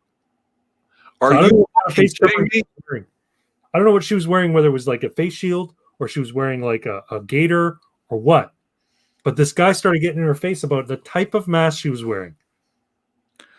Well, shit, if you don't double mask, you want grandma to die. You got a triple mask and get a butt swab. Quadruple. What? No, this was one of the funniest things, and I didn't save it. I didn't send it. We started at 15 days to flatten the curve, and now we're at double masks and anal swabs. Oh, my God. It's fucking insane. Yeah, I'm not going to play this whole thing, but check it out. You know what I'll do? I will share the link in the comments. So if you want to go watch it at some point, I think it's worth watching. It's probably make people feel good about their lives. To know that there's people out there actually pushing back makes me feel good. But yeah, so this measure by Dr. Tamgala, it's got me shaking my head. I'll tell you what. Before we went live, I heard this. I shared it with you, and then suddenly my mom was all in a panic about it. Like it's I It's overheard the conversation. I couldn't quite make it out, but you said, "Oh, I gotta go 1 second," and then he stepped away, and I heard him talking to his mom about something.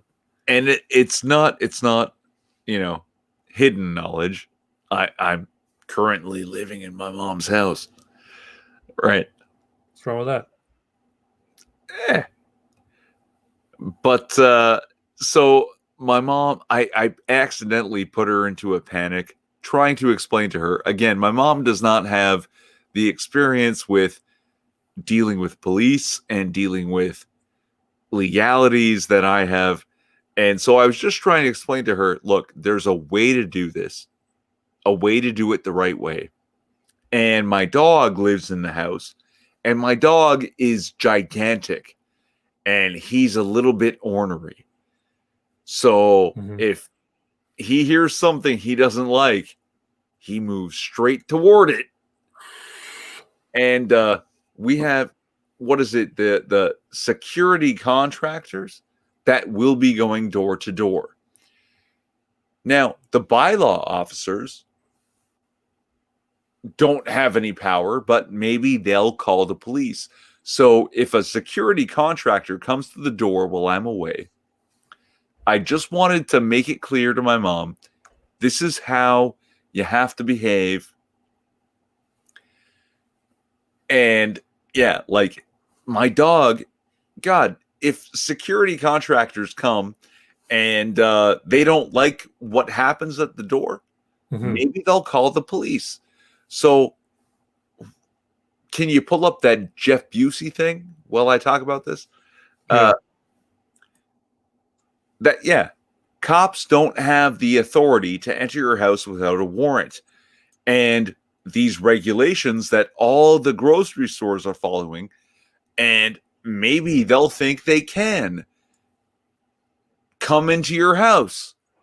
So when the cops that are coming around, the security contractors coming to the door to door to check that you're complying with COVID regulations, if they knock on your door, I just tried to tell my mom, hey, here's how you handle it. Say, who are you? When they say if they're the security contractor or they're the police, tell them go away. If do you have a warrant? Is the key question. Cops without a warrant will never say they don't have a warrant. They'll say, we're the police. We have the authority to blah, blah, blah, blah, blah. If they don't say, yes, we have a warrant, here it is. Tell them, if you don't have a warrant, you're not allowed into my house. And then put the dog downstairs. Put him downstairs and close the door. Because if they get uppity and kick in the door, my dog's going to go charging. Yeah. All right. Because your dog has an instinct, and the instinct is to protect the domicile. He'll make a mad noise. Now, I don't think my dog would bite anyone ever out of anger. He wouldn't. It's not in his character. Make a lot of noise, bark a lot, right? But if it's a big dog, a cop gets spooked. A big dog makes a low noise and walks forward. A cop might just decide to pull out his gun and fire. Yep. And so I tried to do it calmly, but it put my mom in a panic. And we had to go through it a number of times. Again, I've been on the receiving end of police ire, in and out of court. And so I know how to handle it. I know how to buy time to make things cleaner and easier, less dangerous for everybody. Yep.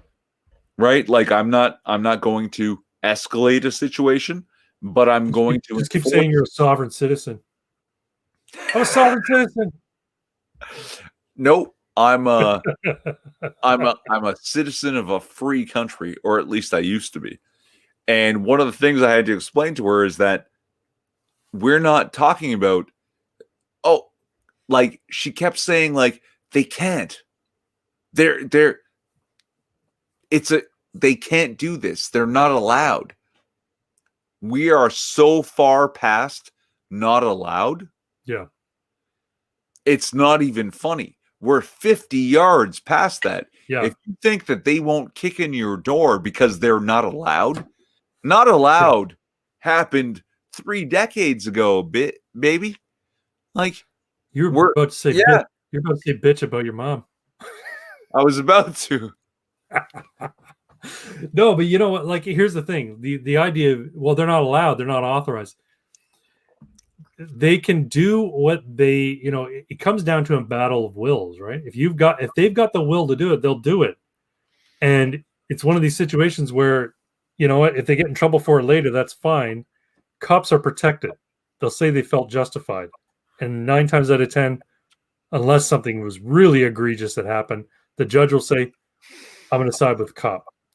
And then you have to appeal it. But I get the mentality. I do. They're not supposed to. Right. That doesn't mean that they won't. Exactly. And you have to be prepared for the possibility they will. Like, yep. I told you this the last time. Smartass me having my arm twisted the wrong way and they won't let me rotate it. And I'm being a cunt.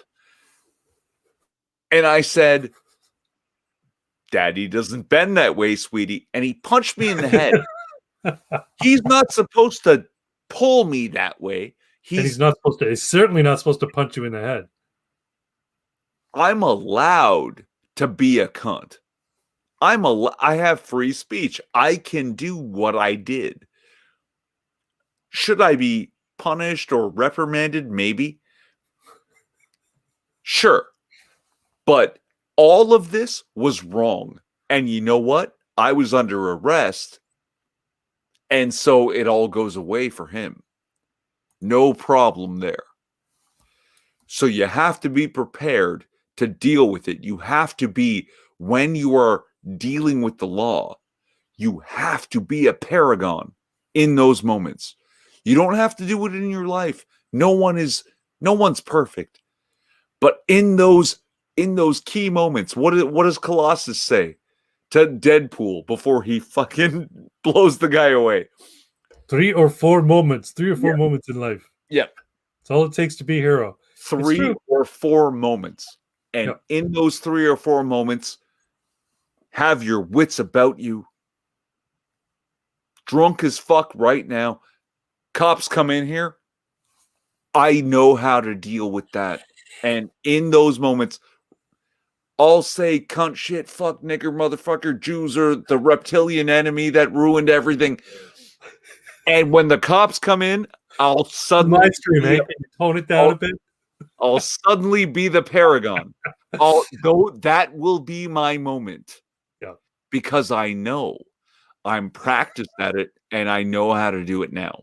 For the record, everybody, Irving Twin is not an anti-Semite or a racist. And he doesn't have sex with mothers. Take him or leave him. Like, I don't care. It's so funny, Irving. You were frozen in this really awkward looking pose for like 10 minutes there. And I screen capped the picture and I'm going to send it to you later. That's most of my life. Share it now. That's like literally, I bet you that's most of my life. Let me find it. One sec here. But you understand that, right? That like I totally get it. Yeah, you don't, and I agree. I agree all the time. But when you interact with cops, if you can be perfect, you will win. And it just takes that moment.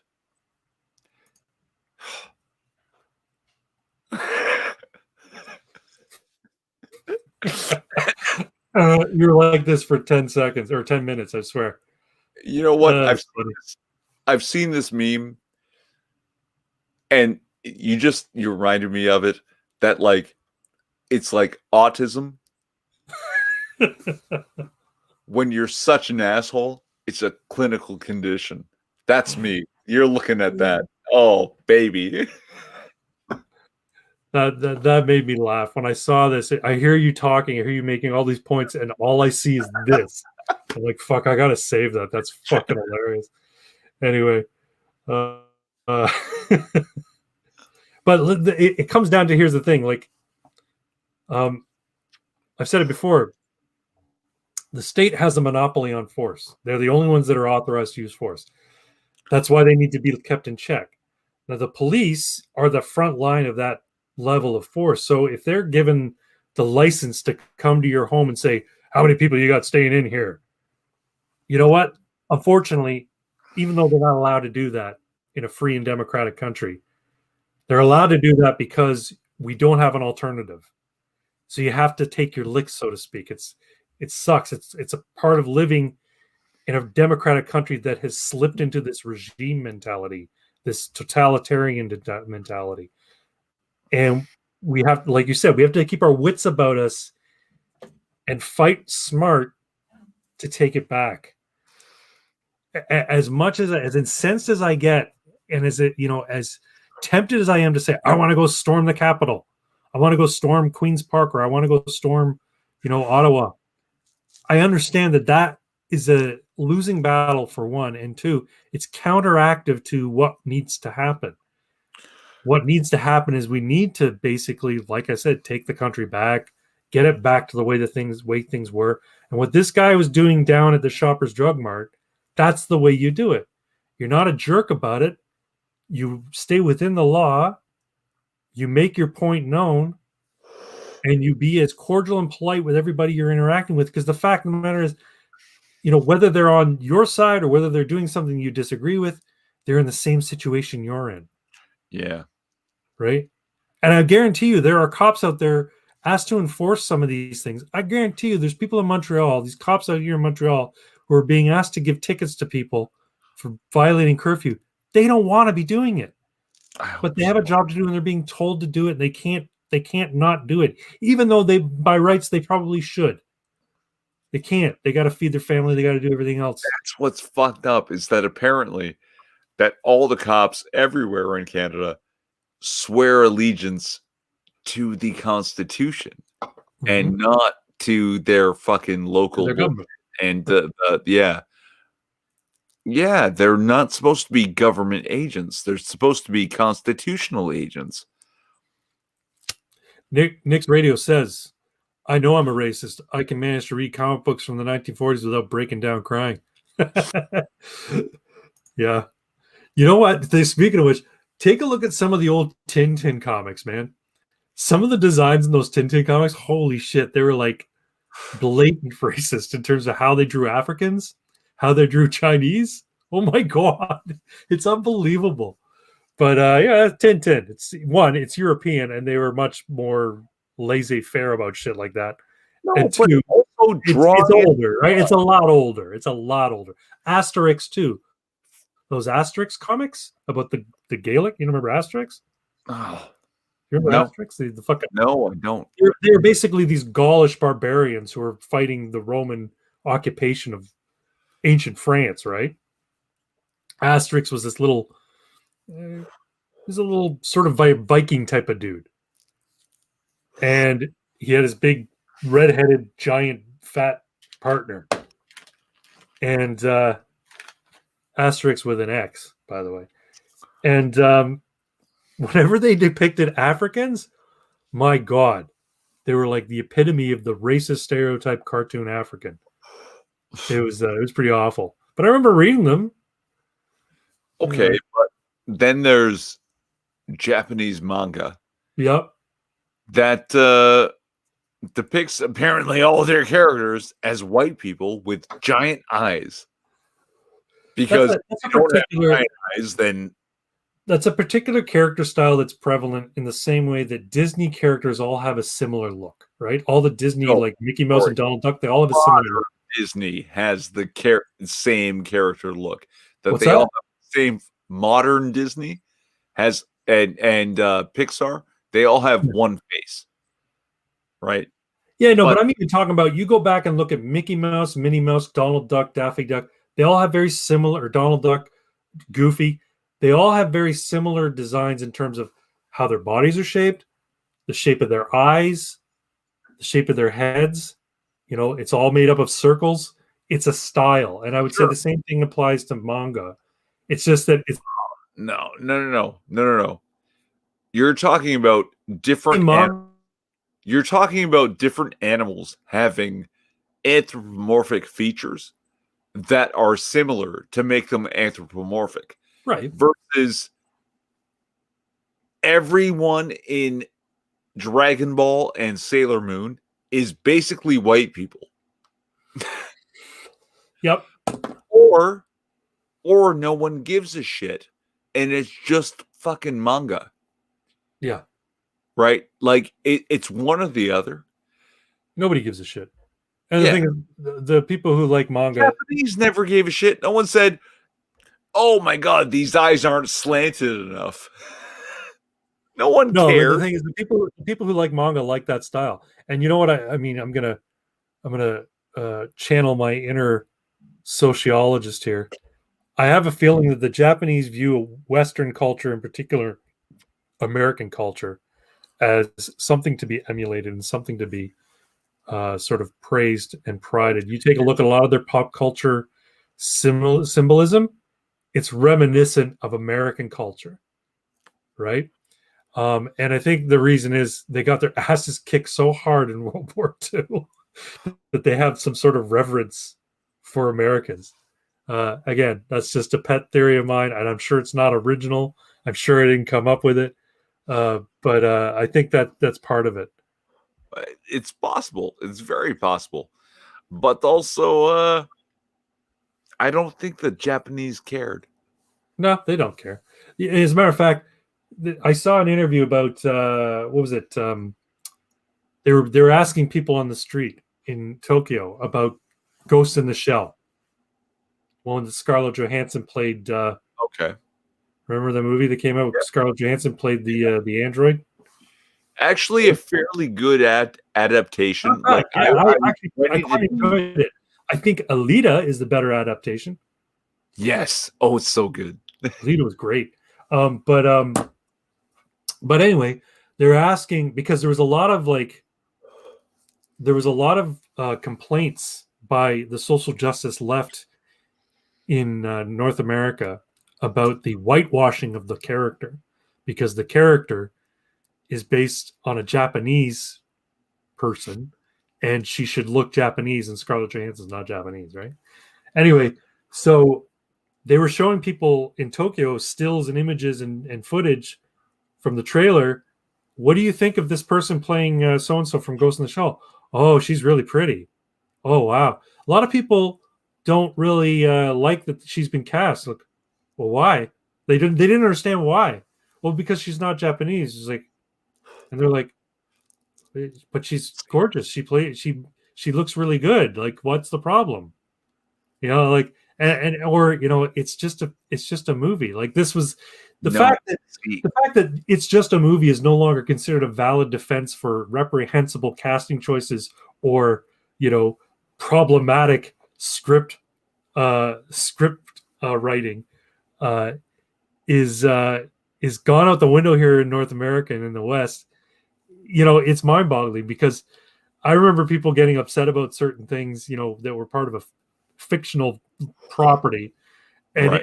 And I would say, dude, it's just a fucking movie. Relax. And then that sort of deflated things. That doesn't happen anymore. Saying it's just a movie or it's just a comic book nowadays is considered, you know, sacrilege. This is important, God damn it.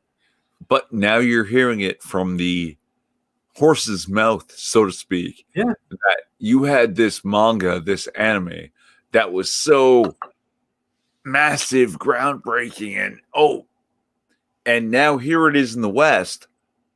Well, they don't expect anything else than a Western version. You know why? Because the Japanese, of all people, are so fucking nationalist. Mm-hmm.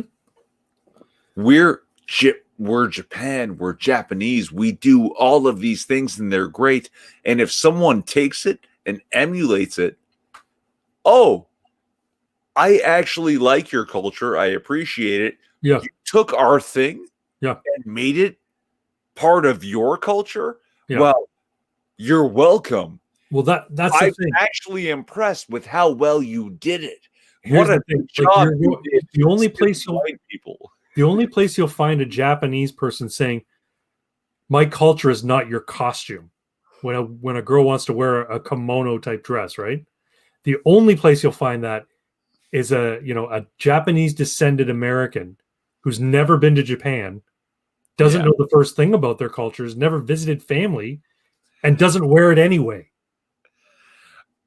And I've seen those memes. I don't have it available, but my culture is not your costume.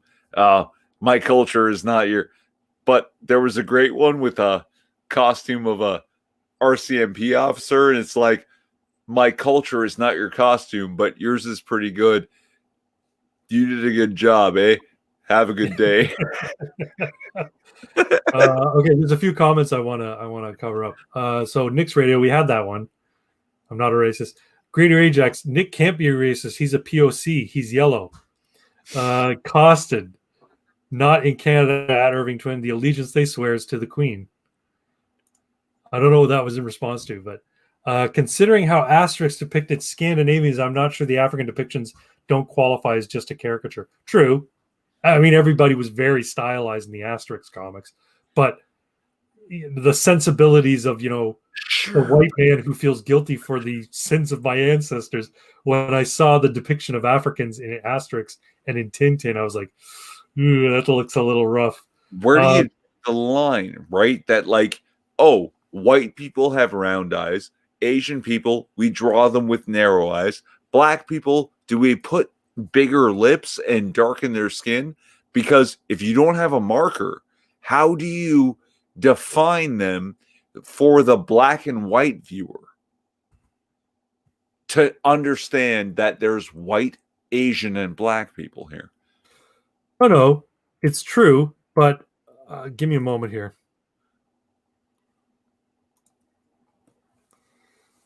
Caricature, or are there things that people recognize even in black and white, right? And that takes me back to TMNT. Okay, but this runs the point of being a little bit offensive, I think. It's not black and white. I see the racism. Yeah. In terms of caricature. Yeah. Sure. It's not. Yeah, I mean, it's not the only one, right? Like, there's this one too. Like, these are a little bit. They're bordering on offensive. But again, it's art, and I'm not going to be somebody saying you can't draw that. As much as it might be distasteful to some people, draw whatever the fuck you want. Hey, man, I came out in defense of Charlie Hebdo. So this is Asterix, in case you're aware. Do you remember that character at all, Irving? Do you remember seeing that character? I don't, but I am a drawer, or I was a person who draws, and I came out in defense of fucking Lolicon. So I think I'm one up to you on this one. You know what? And I mean, I'm really showing my age, but I remember back when there was first discussions regarding risque drawings and people being charged for drawings of the depicted children in what's the word? Lascivious behavior. And because I'm a like I said this to my friend earlier today, I'm a free speech absolutist. I'm like, look, it's art, as distasteful as it might be. It's art, even if it's pornographic art. It's art. It's free. It's freedom of expression, and there's no actual victim. But I think somebody was charged for putting out cartoon porn imagery of Bart Simpson, and because Bart Simpson's considered a child, he is. They were charged, and I'm like, it's art. I mean, it's disgusting art. It's not the kind of art that I like to view, but I can't say that you shouldn't be able to draw it or view it because it's not an actual depiction of a person. Nobody was harmed in the making of the art. Okay, maybe I'm off base there, but that's been my position, like from the get go. I don't know. I'm trying to have these conversations with people who are normies, and it's hard. Okay, is it art? Fuck no. Is it Art a in the crime? sense, okay, I mean art in the Fuck, most fundamental Hold fundamental on. sense of the word art. Yeah, no, we abuse that term. We abuse a lot of terms. Is it art? No, that's not the defense. It's not that it's art, because it's not art. It's fucking garbage. But I is it mean, protected? Hold on. yeah. Is it protected? Yeah. Because there are no people harmed in the creation of this garbage degenerate bullshit. Okay.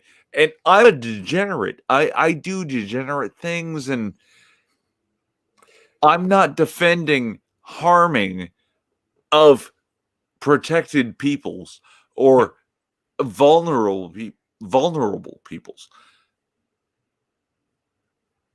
But I won't call it art. Don't. Oh God, no. Now here's the thing. Okay. So we're getting hung up on a term here. Now, No. when I look at art, when I'm using hold on, let me explain. When I'm using the term art, I'm using the most academic sense of the term or philosophical sense of the term. Art is any endeavor that a man engages in that does not immediately lead to his survival or his propagation. So any creative endeavor, no, it is. Yeah. No, listen. Anything you do of a creative nature that you're not doing to perpetuate your survival, No. is fundamentally art. So if it's not a weapon or a tool that you can use to hunt or build a shelter, and you're just creating it for the purposes of visual appeal, it's art. Even if it's just a piece of stick, even if it's a stick with a carved notch in it, it's art. We are disagreeing on the concept of art. Art is higher than function. See, that's why I'm saying it's you and I. It's a disagreement on terminology. Yep. I'm talking about term. Yes.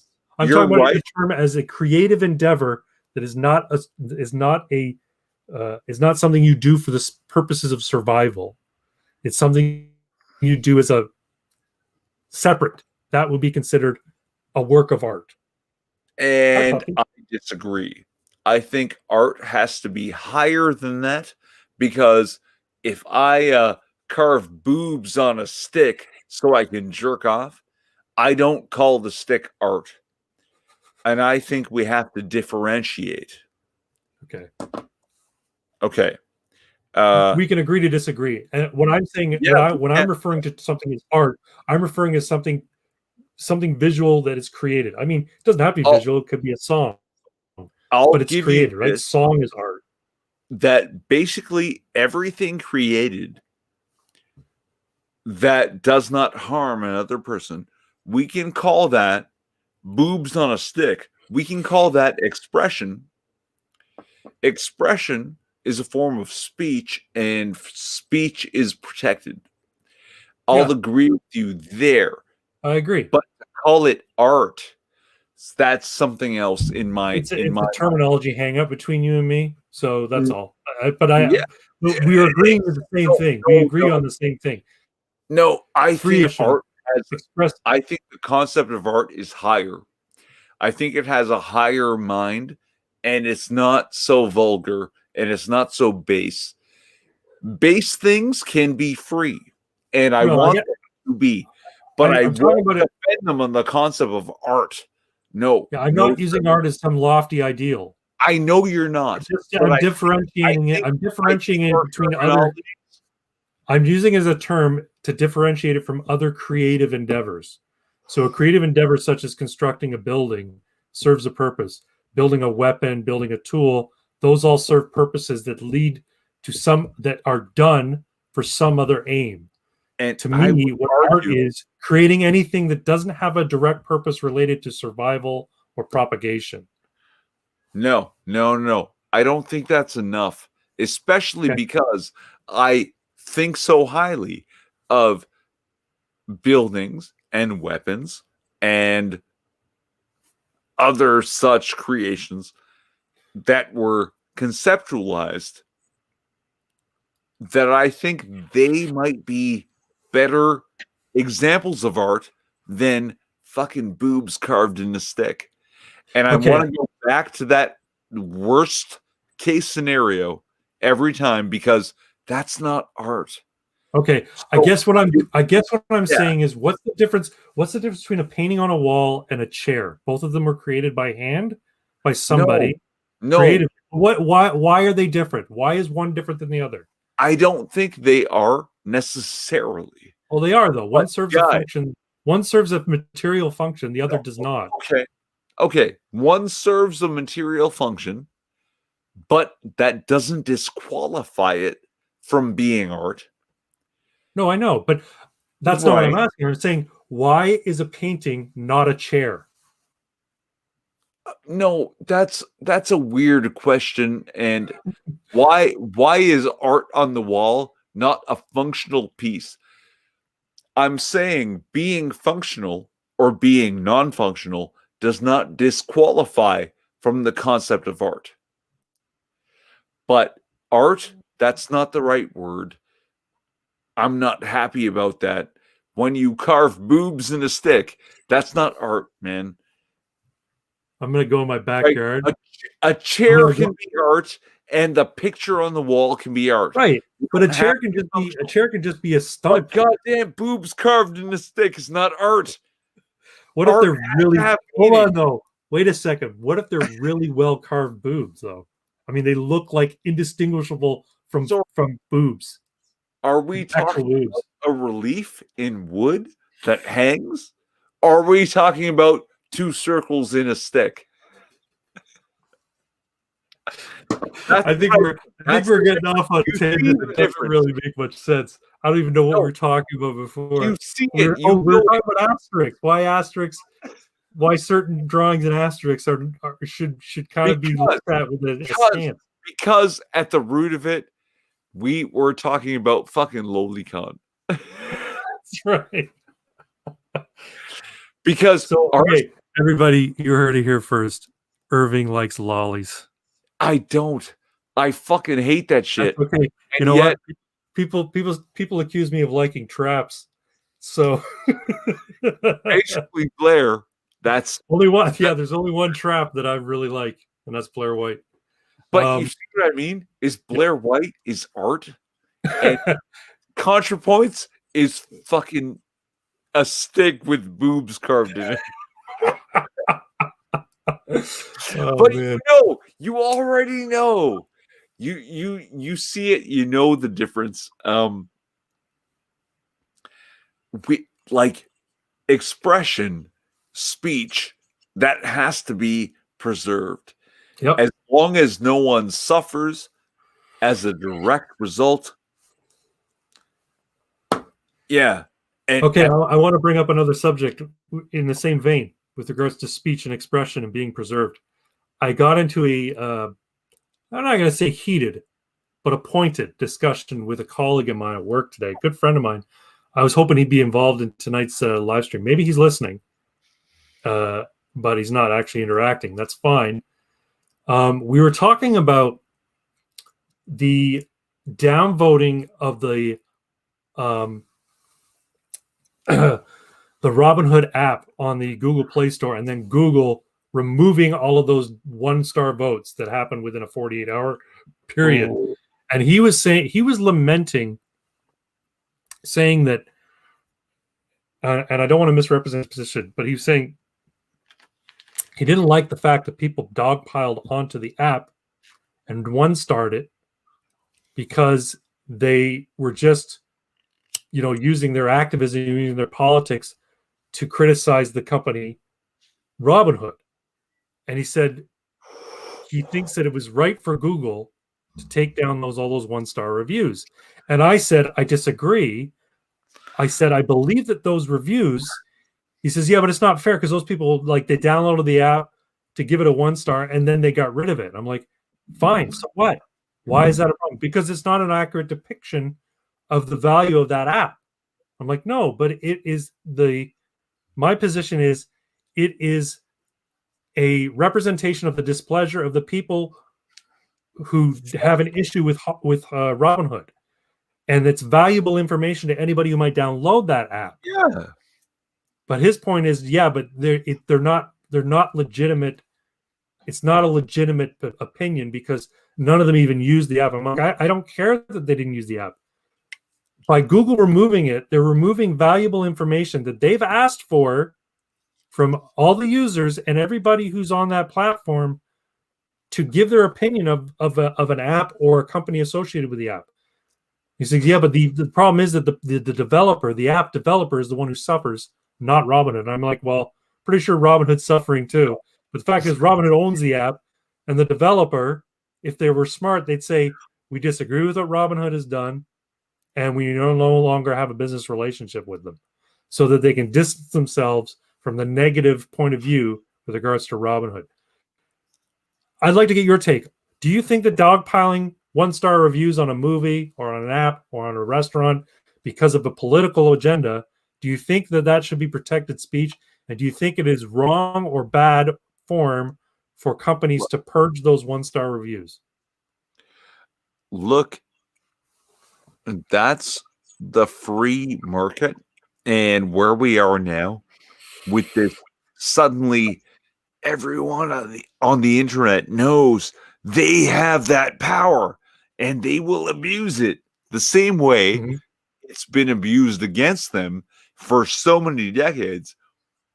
But the internet happens faster than every other medium, and every medium happens faster than the medium prior. Radio, TV, internet, give it like 3 weeks. This will settle, and it will settle based on that concept of combat. That, yeah, no, I can leave a 1-star review, but a week from now, no one will remember. But also, the hedge fund will remember, and they'll behave differently because they know, get out of hand. Oh, it's all available. It's all over the internet. If you're not behaving, everyone will rip you. At the very least, they will, for little to no money, to no cost, no time. Yeah. Well, exactly. The time it takes to download the Robinhood app, leave a 1-star, and then uninstall it. But his point is that he thinks that those dogpiling tactics are detrimental and hurt the wrong people. And I'm saying I don't think they hurt the wrong people. Plus, I think they are a valuable information. You know, the example I gave was, so if I don't know anything about the whole GameStop rebellion thing, and I'm told, hey buddy, you should get into trading, and here's a good app for you, and I go onto the Play Store and I see that the app my friend recommended now has a 1.3 rating, I'm going to be like, why does it have a 1.3 rating? My guy wouldn't steer me wrong. And then I'll look and see, oh, here's all the 1-star ratings. It has to do with Robinhood's practices. Well, I'm not going to use them. But by Google removing all those 1-stars, right? I don't know about it. I download Robinhood. I think I'm being served. And then I find out later on that Robinhood's going to engage in these despicable practices. You know what I mean? So I'm saying these 1-star reviews, even though they're dogpiling, and it's you might consider bad internet behavior on the part of the people with the agenda. A social credit score and a capitalist free market. I think that's a good balance. Like, China shouldn't be able to force your social credit, and hedge funds shouldn't be able to force your actual credit. Right. But combine those factors that, oh my God, the communist, largely multi-million people force with $100 to $100,000 decides to fight you. Okay, suddenly I'm a communist on that moment.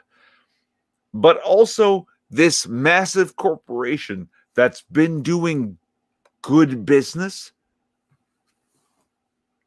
suffers a small loss, but also because they interact with the system on a good basis, on a good faith basis. They want their stocks to do well, and they're fighting and working. That's the important part. To succeed, they take a small hit, but they survive and also struggle through to make new net gains. I want all of that. I want that to happen. Let them do it.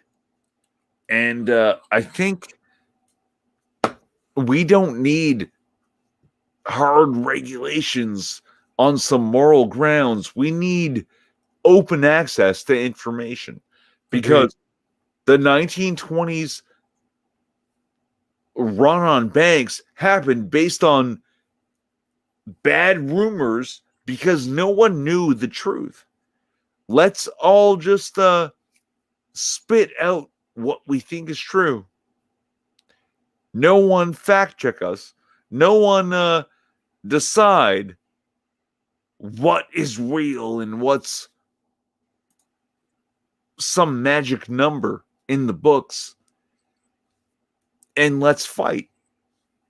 And I bet most of us come out doing well. You see that in Texas. Yeah. They don't have a minimum wage. Good for them. Right? There's no government intervention. There's no socialists saying, oh, we need more money. There's basically an all market fight. And they pay a premium with no minimum wage for labor jobs.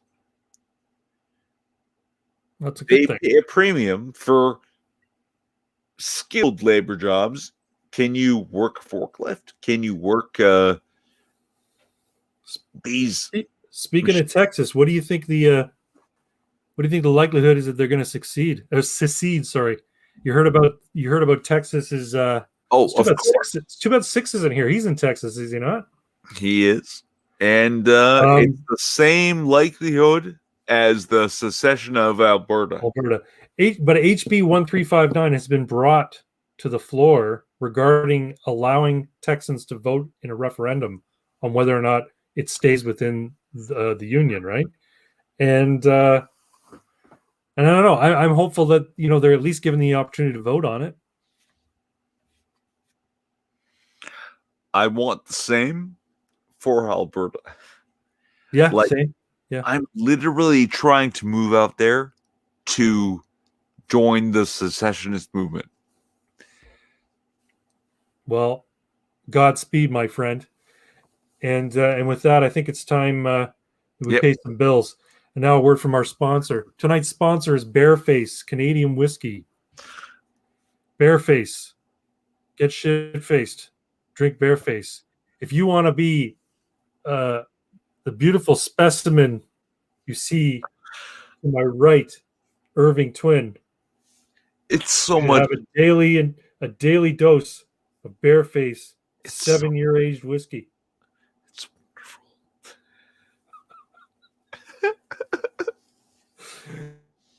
Anyway, no, it's actually quite nice whiskey. I'm not joking. Really? I bought some tonight. I do like it, and Irving swears by it. And the fact that it was sold out at my local LCBO indicates that it is quite popular. Yep. And if you haven't tried it yet, I encourage you all to do so. You know what though, Irving? I'm not sure if you're aware of this, but oh damn it, I lost that banner. Shit.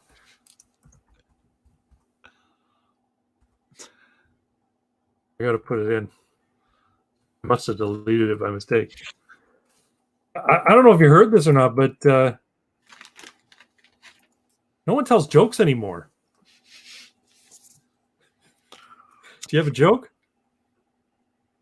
I just might. Okay. Billy and Sally are getting it on for the first time. Who? Billy and Sally. Okay. And Sally tells Billy, you know, Billy, a tiny penis.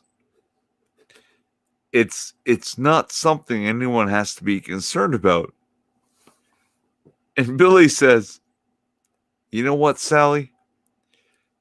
I just feel better if you didn't have any at all. He's a transphobe.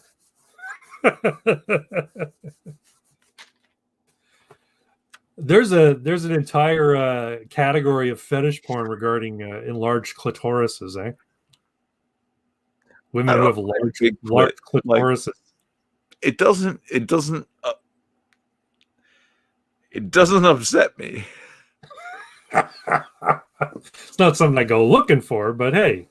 Maybe because my dong is huge. I have a joke that's not it's kind of old, and only people from my era, maybe a little bit younger, might remember what it's based on. Okay. Maybe you've heard it. Okay. So this old guy, Frank, and he's retired, and he needs to keep busy. He's kind of, bored at home. His wife says to him, hey, Frank, look, I see this thing in the paper. They're hiring bus drivers, school bus drivers. Why don't you, go to be a school bus driver? You only have to work part of the day and get you out of the house. You'd be busy. And he's like, yeah, it's a good idea. So he goes and applies as a driver.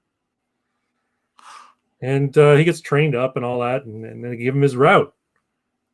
And his route is along Sesame Street. So I know it sounds funny, but it's called Sesame Street. He's driving one of these little short buses.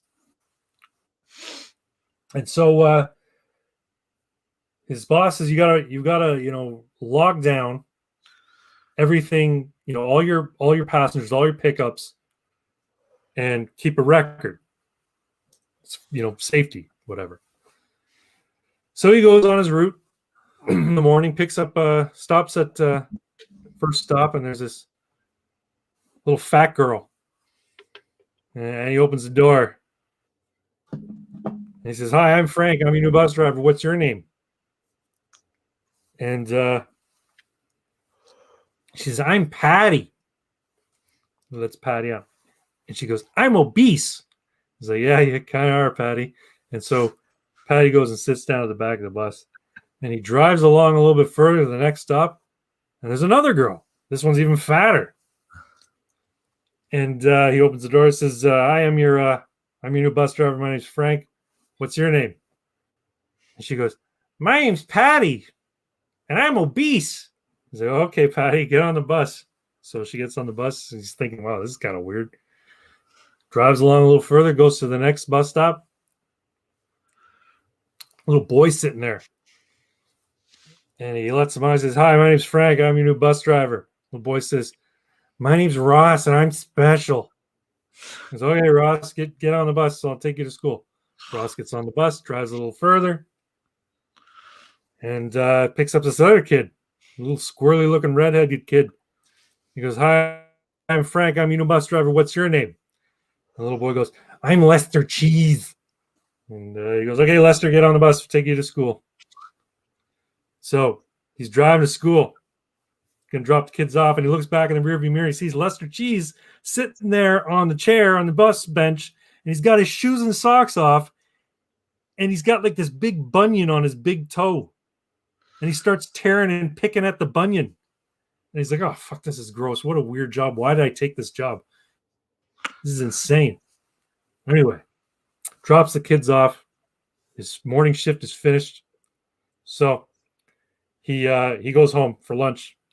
And his wife says, hey, Frank, how was your first route? How did it go? Tell me all about it. And he says, to obese Patty's special Ross, Lester Cheese picking bunions on a Sesame Street bus.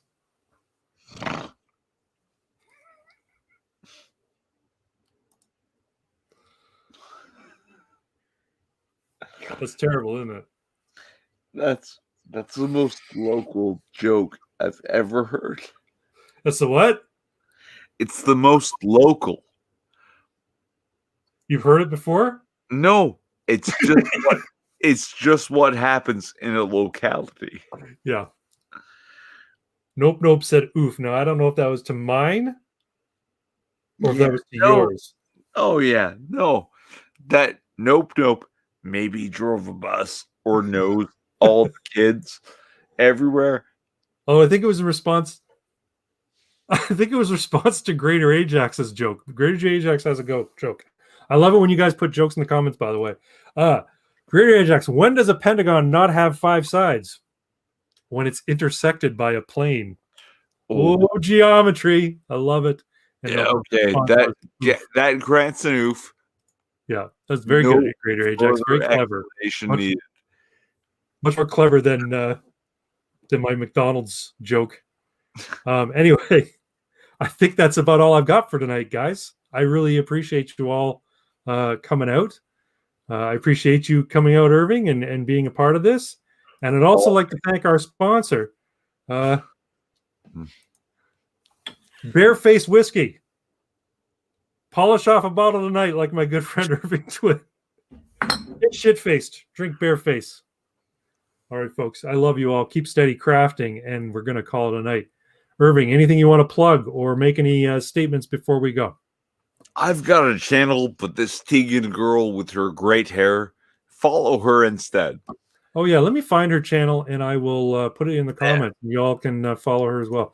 Let me see here. She's seems pretty cool. Yeah, she does seem cool. She's had a few. She's got some cool guests on her channel as well. Yeah, but badass hair, plaid. Badass hair. Yeah. I'm all in on this chick. Yeah, she seems cool. I've been going back and forth with her on Gmail, trying to arrange for her to come on to the Ammunation live stream. Oh yeah, we'll do that. Yeah. Let's see. There we are. After hours too. Yeah. She could be on after hours. Yeah, that'd be cool. Yeah. So let me put this in the chat. You all can check her out. Check out her channel. I sound like a prick. Check her out. You won't be. And folks, you're all wonderful people. I appreciate you coming out and watching the Ammunation. I hope you enjoyed it. I had a great time. Thank you, Irving, very much. I'll be making another car video very shortly, maybe tomorrow when I take Puppy to the park. But let's just have a great night and take care, everyone. Good night, guys. What else? Hail Sigmar. There you go.